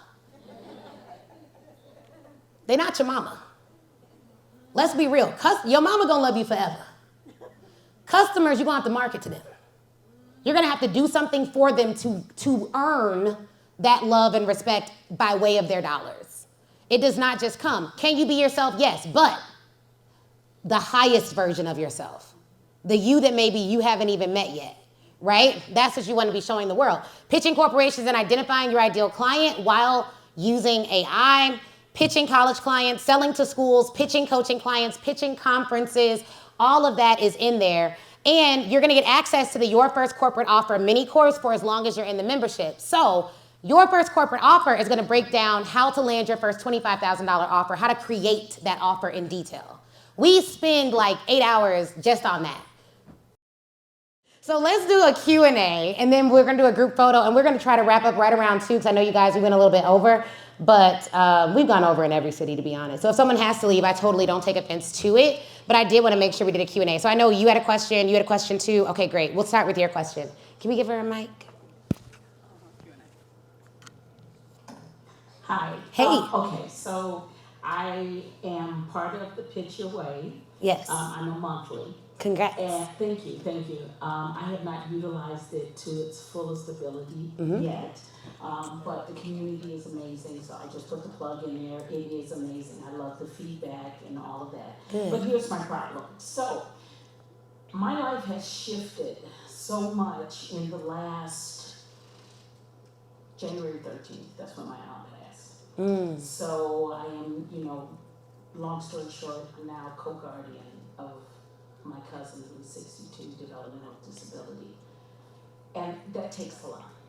So right now, I'm still in the back room trying to make sure everything is running, checking my website, doing this. I mean, I've got things up and running, but I'm not getting any hits. So right now, and I'm retired, by the way. I retired from the school district. Congrats. So, I got time. Yeah. I got time, but I don't have money. And the things that I have created, like I have an app. Yeah. It's a personal coaching app. You can do it 3 ways. It's amazing. I create the whole thing. And what happens is you get 5 frees, which are little 6-minute talks about fear, about this, about that, just to get you going to start making moves. That's as far as they go. They never subscribe. I've had 30-something people, they never subscribe. So I'm just stuck in the back room. Okay, you're not stuck in the back room. We can get you out, right? That's number 1. We can get you out the back room. Number 2, if you have limited time, your efforts need to be focused. Now, you said you have time, but you're not getting hits. So if you have time, first is asset assessment. Okay, so what I mean when I say I have time, I'm not on a 9 to 5. Okay. Because I'm retired. But does being a guardian take quite a bit of time? It takes a lot of time because there's a lot of phone calls and all of that sort of stuff. So, especially when they're not doing what they're supposed to do. Anyway. Right, because you're managing people to make sure they're treating your family right. Exactly. Okay, so number 1, we have to ask ourselves, what is the easiest way to reach this goal? Okay, everyone should write that question down. What is the easiest way to reach this goal? I am one of the people, that scripture, faith without works is dead. I don't got to worry about the work part because I'm a work. Yes. I actually had to develop the faith part because I'm a break through brick walls type of person. You tell me no, somebody gonna give me a yes where I leave this building. You know what I mean? That's me, okay? So I had to actually work on the faith part. But one of the things that I'll tell you is the first thing you have to do is when we did an asset audit earlier, it was about business assets. One of the assets you need to think about in sales planning is how much time do I have for this?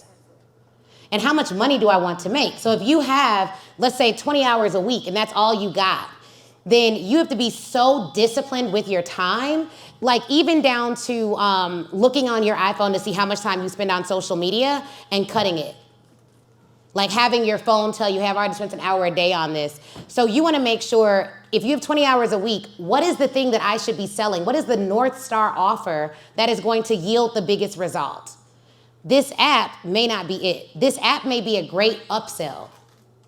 Like, hey, pay me $20K for a training, and as an upsell, if we add on, $2,000 a month, I will give you access to an app where your employees or your teachers can be motivated, and all this other stuff is in there, and I'll give it to everyone. They can all download it, and you all get a company-wide subscription to this app.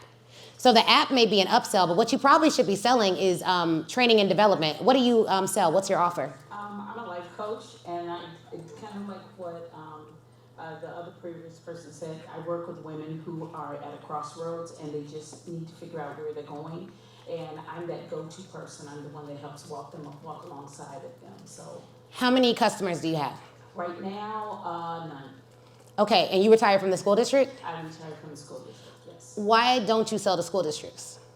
I was in the process of doing that, but my timing became off because right now, going in and speaking, they've already started their speaking part because school is about to actually start for some people. So I have to plan for next year. So everything that I'm going to be doing. Well, before we go there, how many school districts did you ask to do business with you before you made that conclusion? I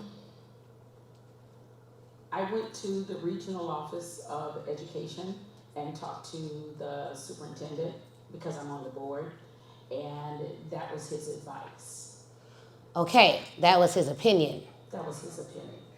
So we cannot make decisions on limited data. You can go anyone a principal or former principal? I work in education. Okay, so principals actually have their own budgets. Right. Like we have clients who are principals and they were like, man, do you have any programs for like men or youth? Because I got 40K. So individual principals, that's a market too. Now, if you're going to sell to superintendents, the easiest way to do that would be to find like the Black Superintendents Association and speak at their national conference, and then they'll come to you, but they're gonna take you through a really long proposal process. But if you're cool with getting some 10, 15, 20K contracts, you can go directly to principals and do all their professional development for the year. For the teachers. Right. And then throw in something for the students if you'd like to as a bonus. So that's number one, is like if you wanna go into the schools, then if you are finding pushback at the superintendent level, I would work it from both angles. I would be pitching superintendents, individual superintendents across the country. And then I would also be pitching principals of schools and say, hey, I'm a veteran educator. I was in education for X amount of years. I developed a system to ensure none of your teachers burn out so they don't quit prematurely. And I would literally sell them on that. And that is how I would approach it, because you need this part of your life to be simple. Right. That doesn't mean easy. Correct. But it means simple. Like for the next 60 or 90 days, I need you to focus on one offer, one target, and just pitching it. You will learn so much about how to create your offer. You'll learn so much about how to present your offer. You can't master a piece of the market if you're in too many markets. And if you have personal stuff going on, you need your business stuff to be simple. Our business has a lot going on, but it's simple because we work a sales plan. So the sales plan tells me what I'm doing every day. I don't have to wake up and be like, what am I do today? And what am I do tomorrow? What am I do the next day? Who am I going to sell to? Who am I going to, like, it just needs to be simple. It may be some work, but it's like, it's laid out for me. So that's something that I would consider. And this app I would use as either an upsell or a downsell, but I wouldn't be selling an application. Applications, you typically make money on volume of users. Right. So unless you have venture funding or a large audience, it's difficult to make substantial money off something that requires high volume. So the lower the audience size, the higher the price point of the offer needs to be in order for you to grow a 6, 7, 8-figure company. And then you got to stop saying, I'm stuck in the back room, I'm this, I'm that. Because even if you say it unconsciously, what you're affirming is that you are, you're affirming a conclusion that's an opinion. Okay. Like, you're not stuck, sis. You outside right now.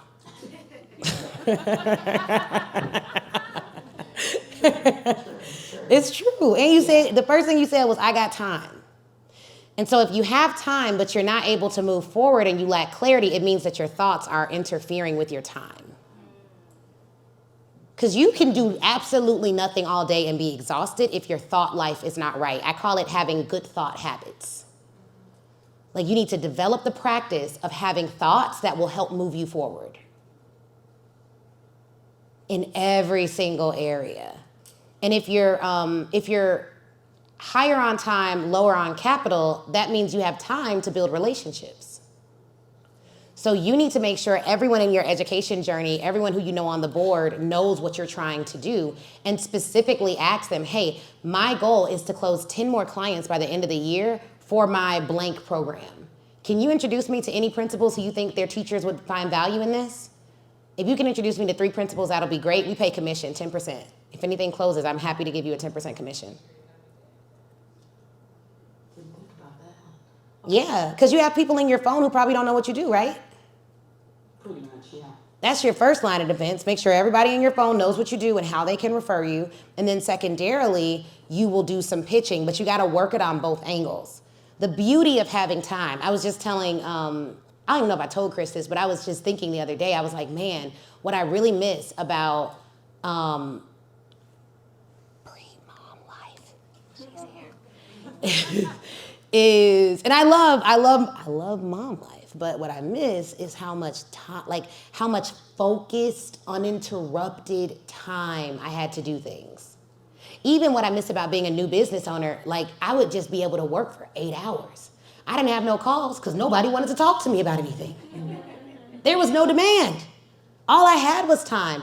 One of the reasons I loved law school is because I love learning. So I loved going to law school every day and just being able to read and just get into the cases and ideate about different things. And I think that we take for granted the beauty of learning. So what you're about to build is beautiful. It's exciting. It's wonderful. You're going to help people. You're going to get clarity. You're going to get better at your offers, but you're going to get better in the doing. And also, you'll meet people in your industry that will say you can't do something. Don't listen to them. Oh, yeah. Even if they're higher up than you or they have a fancy title, superintendent does not sound like CEO of their own company. And every school district is run differently. So you'll have to really engage to learn what that sales process will have to look like across the country. Okay. Did you get a little bit of clarity? You got some more questions? Tons more questions, but I'm going to leave it right there. Okay. Yeah, I got clarity. I've been doing most of the things that you were saying, but I think where I lost it at, I'm going to use that word, is I stopped. Because I was pitching to the teachers. I was pitching to this. I went on, I think it's Apollo. How many people did you pitch? It was a little. I'm not going to lie. It was a small amount because I had just got started. Okay, you give me permission to coach you? Sure. You just said I was doing all the things that you just said. Yeah. And then I asked you, how many people did you do all the things I just said with? And then you said it was a little. It was a little. Here's what I need you guys to understand. Remember when I talked about that dysmorphia earlier? That keeps you from your revenue and your purpose. Because if in your head, I'm giving you guys advice and you're like, I already do all of that. And then I ask you and you like, actually, I do none of that. It's amazing.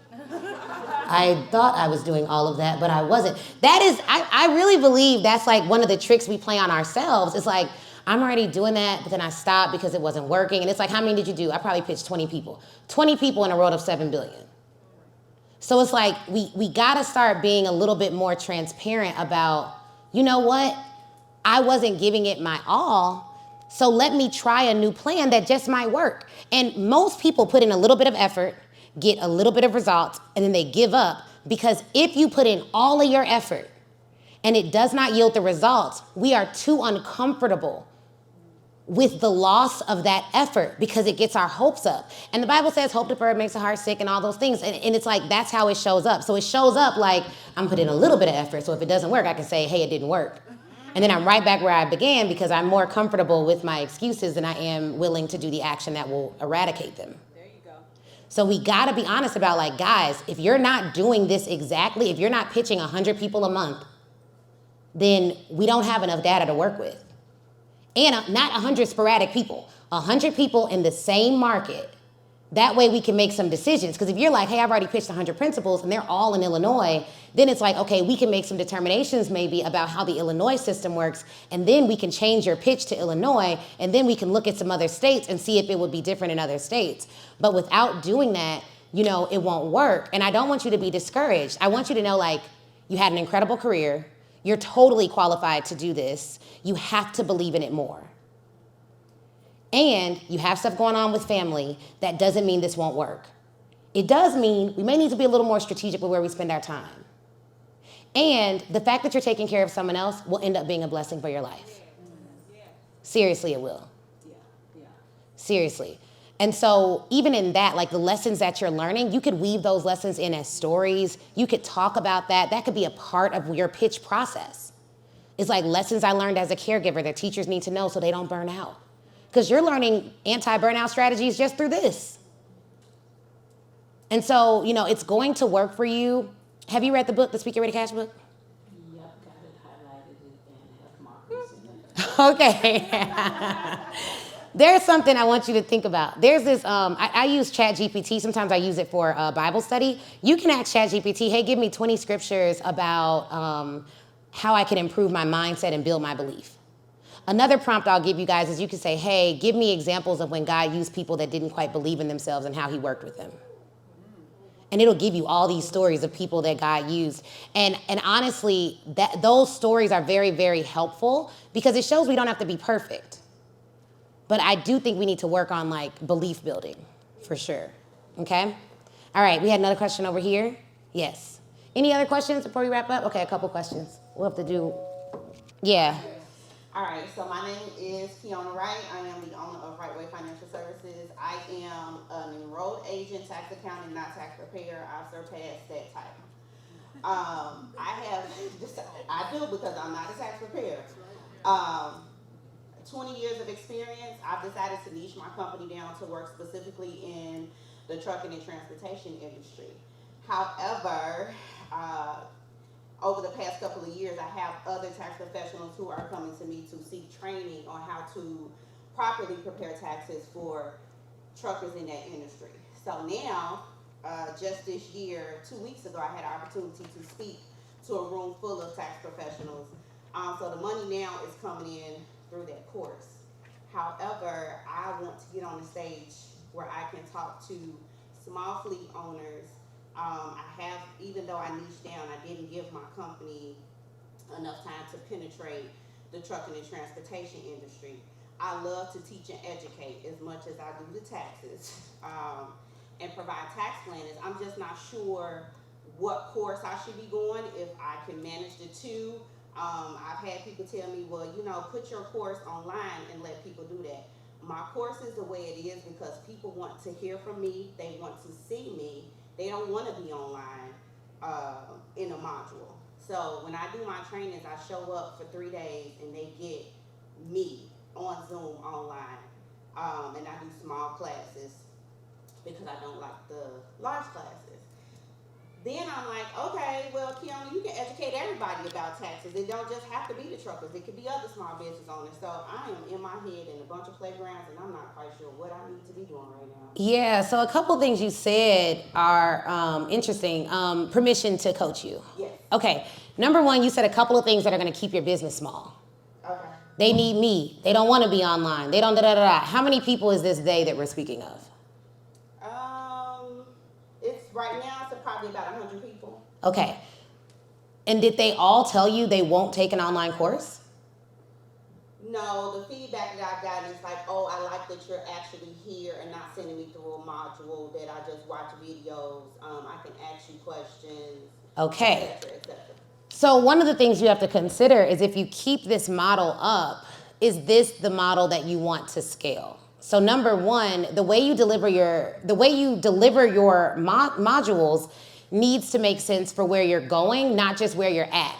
Because again, this goes back to belief, right? Like if you believe I'm gonna have 100,000 people in this program, is this the best way to run it if I have to be there?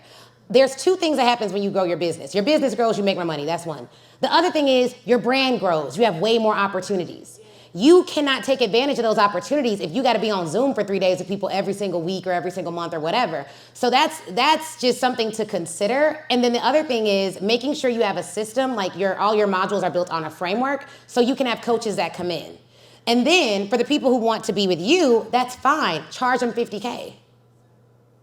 So make sure you have levels to that, because if you make access to you, how much is your program? Just go and give me the price. So it's a 3-day, it's 3 days for 3 hours, it's $525 per person. Okay, so if you make access to you, $525 per person, 3 days, and do you sell them something after that or no? No. So that's the thing. So I'm like trying to figure out if I'm going to do that. I prefer to just educate and speak to other people about taxes, tax planning, preparing for retirement as a small business owner. I realize that the trucking transportation industry, they don't have an exit plan. And so I am trying to put myself in a position to be that expert that they can lean on to help navigate through that process. So the people who own the trucking businesses. Correct. And then you also are coaching accountants who want to serve truckers. Correct. Okay, I think that could work well together. I do think you need to decide, because if you expand too soon, then you are going to have multiple marketing messages. Right now, you're still the accountant who specializes in the trucking industry. You can train accountants who want to get into the industry, or you can service the truckers who have the business. That's still like a similar marketing message, even though it's 2 different markets. But you still have to have 2 different marketing messages right now. If you make all businesses in there, then that's a 3rd marketing message. So I don't know what your resources are like in terms of your business, how many people are on your team, etc. But if you have limited resources, you got to focus. The focus level is determined by the resources you have. So if you're like, I have a big team, I could have somebody do this, I could have somebody, okay, cool, then you could do it all kind of stuff. But if you don't have a big team, then you are going to have to focus, and one is always going to have to lead. So if the leading offer is your accounting services for the trucking industry, then that's your leading offer. Your back-end offer is when an accountant asks you one-off to train them, you can have an automated course that helps them, because that's not your main offer, that's your backup offer. And then you can do an event once a year for all of the accountants who want to learn about the trucking industry, and you could sell them into something that's higher ticket, like a mastermind or a group coaching program where you work with them for 6 months to build their businesses. Okay. So that can kind of give you that. But if you're going to do 2 things, it has to be streamlined in some way. And then just be careful about giving so much of your time. As you grow, like, it always seems cool in the beginning. I'm going to just talk to them every day. It'll be great, they say. You know what I mean? And then your brand blows up like you planned it to. You're getting invited all over the country, and you can't go because you got a Zoom call. So you in hotels all around America trying to get good internet. You know what I mean? And so you got to think about, and the way you build your business is about what you believe. I believe we're going to the top, so I can't be locking up my time like that. And then you have other coaches. We have a system. We have a coach who works in our membership. She's excellent. She doles out 5- and 6-figure contracts. That's her day job. She's been in our system. I've known her for 10 years. She's excellent. Coach Bree is awesome. So but even though we were friends, we put her through our coach training system, and she was really, really scared about messing it up. Like, she called Chris, like, can I just talk to you before I talk to Ashley? And we're girls. Like, that's my girl. But she knows how seriously I take my frameworks and my business and my systems. So you can develop a training program to train coaches on that. And then now you have other coaches who can do that. And so you can keep the price the same because it's not you, but you should have a higher tier level for people who really want you to help them grow a business. And just keep tracking all your success stories, because your price raises as your testimonials go up. Okay. Yeah, definitely. Thank you. Okay, I see Rachel's hand. 1, 2, 3. Okay, we're gonna have to do rapid fire questions. I'm gonna put on a timer for myself. Okay. All right, we got 2 minutes. Just give me, say like my question is. Okay, so my question is how I need to learn how to leverage my expertise. I've built a successful consulting business in the area. I need to leverage it and try to find the right audience to speak to. I help businesses, I do finance and operations consultant to help create permanently profitable, purpose-driven enterprises to change the world. Great for small businesses. Who should I target to speak to find, focus on that audience? What's the cost of the offer? So right now my fractional C-suite services range from $6,500 to $1,250, but I can only service Per month? Per month. Mm-hmm. Yeah, so you need $6,500 to $1,250 a month. So that's like a 6-figure salary. So you need companies that are already doing like 2 to 5 million at minimum. Yeah. So I would look at the Inc. 5000 list. You can't get on that list if you don't do a minimum of $2 million. Okay. That's like the bare minimum. And then you also have to have grown at a certain multiple. So those companies are great for looking at their revenue, but it's also great for looking at their rate of growth. Typically it's by hundreds of percentages year over year. And that's how you get on the list. So you can look at those companies because that's 5,000 people who are probably within that range. So that would be good. That's the question? Yes, but if I wanted to do more speaking, leveraging that experience, I don't know who to target for speaking. So I'm finding the individual clients, but not places to speak about that level. Yeah, so it would be, they have national sales conferences. They also have conferences for chief operations officers. So a COO may bring you on fractionally to help them out. They may be fractional. There's also conferences for CEOs that are doing certain revenue marketers. An entrepreneurs organization is another one. You can't get in unless you have $1 million. So you want to be looking at organizations that have revenue requirements or team requirements and looking at their national conferences. So the National Association of Chief Operations Officers, the National Association of CEOs, the National Association of, the SBA would be great. There's a lot of companies that are in the SBA of all company sizes. So it may not be the whole audience, but a fraction of your buyers may be there as well. National Urban League just had a huge conference. A lot of business owners go down there. I think it was a National Black Urban League.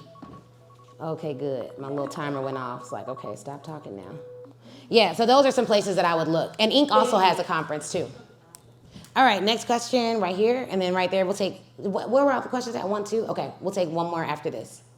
So this is Zima, sex coach. I want to know how I can, like, who do I talk to be a sex coach and get paid $15,000 to speak? Because, like, I can... Colleges. They're comfortable talking about sex. Companies are not. Like, companies are not going to be like, yeah, help their sex life. They're not going to go there. But colleges will. But where in the college? The student activities director, because all students will need to have talks on healthy sex. So it's not specific. It would be the student activities director is the, so okay, in the membership, you guys, to Rachel's question, in our membership, we have an entire tab that's called Pitching to Conferences. It shows you how to find the conference, where to get them from, where they're at. To your question, we have an entire module called Pitching to Colleges. It gives you the job title, how to find them, and where they're at. So those things are not very complex. And if you are in the membership and you're like, hey, I don't know where to find it, under that questions tab, just ask, like, hey, this is where I'm at, this is what I'm trying to do. Colleges have paid me $15,000 to $25,000. So I know they have the budgets. The student activities director is the person, and you would position it as like a healthy dating talk. If you position it as healthy dating, sex is a part of that, but the people who do really well in colleges, and I really hope you're in the membership because we have a whole module that breaks this down, but the people that do really well with colleges talk about sex. So I'm talking about, girl. Yeah, but they talk about like that. Like I went to APCA. You'll find this in the colleges thing in the portal. The woman who got all the business, she was a good speaker, but it wasn't that she was the best speaker there. It was that her topic, they knew that students would show up to talk about sex. So if you can make it fun, make it exciting, make it engaging, like... I got that. Yeah, so like it would be colleges all day long, like their orientation talks, their student talks. There may be, is there a month around healthy sex life? Lots of them. Okay, great. So any of those months, like every single month that qualifies, pitch the college 6 months before. Hey, what are you all doing for Healthy Dating Month? What are you doing for like Sex Positivity Month? What are you doing for this month? And say you have a program for that and you'll do workshops or workshop series for them to help them. February is a good one. Like Love Month, it's also Heart Month. So you'd be pitching colleges, that would be great. For corporations, if you really want to go that route, and you got to determine what you like. Like you can't make the decision solely off what you think they'll pay you. Because it's not easy making money in any of these fields. It's going to be work regardless. So if you, like even you, if you really just want to work with women, then we need to just build you a community and you work with women. Like if you don't want to go back into schools, you should, like you can't do it only off of the money, but I will tell you guys where you can make money. For you, definitely colleges. If you want to go the corporate route, you have to talk about healthy relationships and healthy communication. and I have those skills too. Yeah. I mean, people, like, a woman doubles her salary based on how I helped her communicate, not just in her relationships, but also to get the money that she. What is your content about online? Is it about, is it sexual in nature? Some of it, but most of it is mindset, how to have a difficult conversation, priorities, boundaries, needs and desires getting handled. So I ask that not because it's good or bad, but a company is going to look you up. So if they see you talking about sex specifically, they may be, their companies are risk averse. Right. So they may be like, I don't know what this is going to turn into. I don't, the college, they won't care. They'll love that because the people that'll hire you, it won't be an adult. It'll be a student. So in college, I was on the Illini Union Board. I had a $70,000 budget as a 16-year-old. I think I was 17 in college, 17-year-old. And I determined what speakers came in. The student activities director was the adult. They were full-time, but we ran everything. We chose the speakers. We got everything. So it's going to be a student. So they'll like your content that's sexual in nature. They'll think it's great, it's fun, it's edgy. So they will bring you in. So you won't have to put on a corporate persona to land that business. So I would totally focus on the college route. And then do you have services directly for individuals too? That's the main focus. Would be a transition for me. So I mostly work one-on-one with clients, mostly women, high-achieving people pleasers, and their partners who love them. Okay, so I would go the college route because you wouldn't have to change your content at all. And you still want to get the money that's coming in now, if you're pivoting a little bit. Y'all, do not just pivot out of stuff that makes you money. You have to keep doing everything that's making you money now, and on top of all those activities, add additional activities to bring into life something new. So that's how I would handle it. Okay, we got one more question. Right back there, yes. And also, can we give it up for the amazing volunteers? I want to make sure I don't forget. Team Speak Your Way to Cash, Sean, everyone here, Chris, amazing. Yes. Thank you, Ashley. Thank you. I just wanted to ask what I think is a kind of a basic question, but there are excellent people in here, and we're all getting ready to go to the next level. Can you speak to that lifestyle change that's about to happen? Because I think a lot of us are in the mode of, I need to get this business plan finished, I need to do this. But really talk about our life is about to change.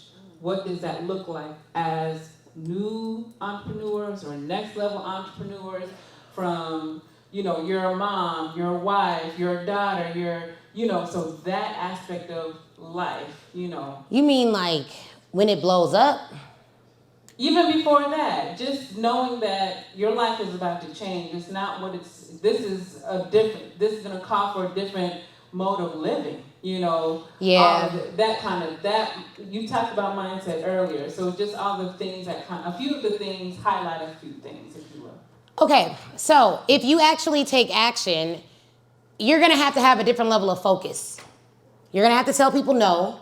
You're going to have to get really sure about who you are. You're going to have boundaries, creative boundaries, healthy boundaries. But more importantly, you're going to have to trust yourself. Entrepreneurs make money from instincts. We make money from what we think will happen. And then we start taking action on what we think will happen. When you change your lifestyle to get serious about your business, all the people who benefited from you from playing around are going to have to adjust to the new you. Which is why I say, don't set goals divorced from your actions because it'll breed discontentment.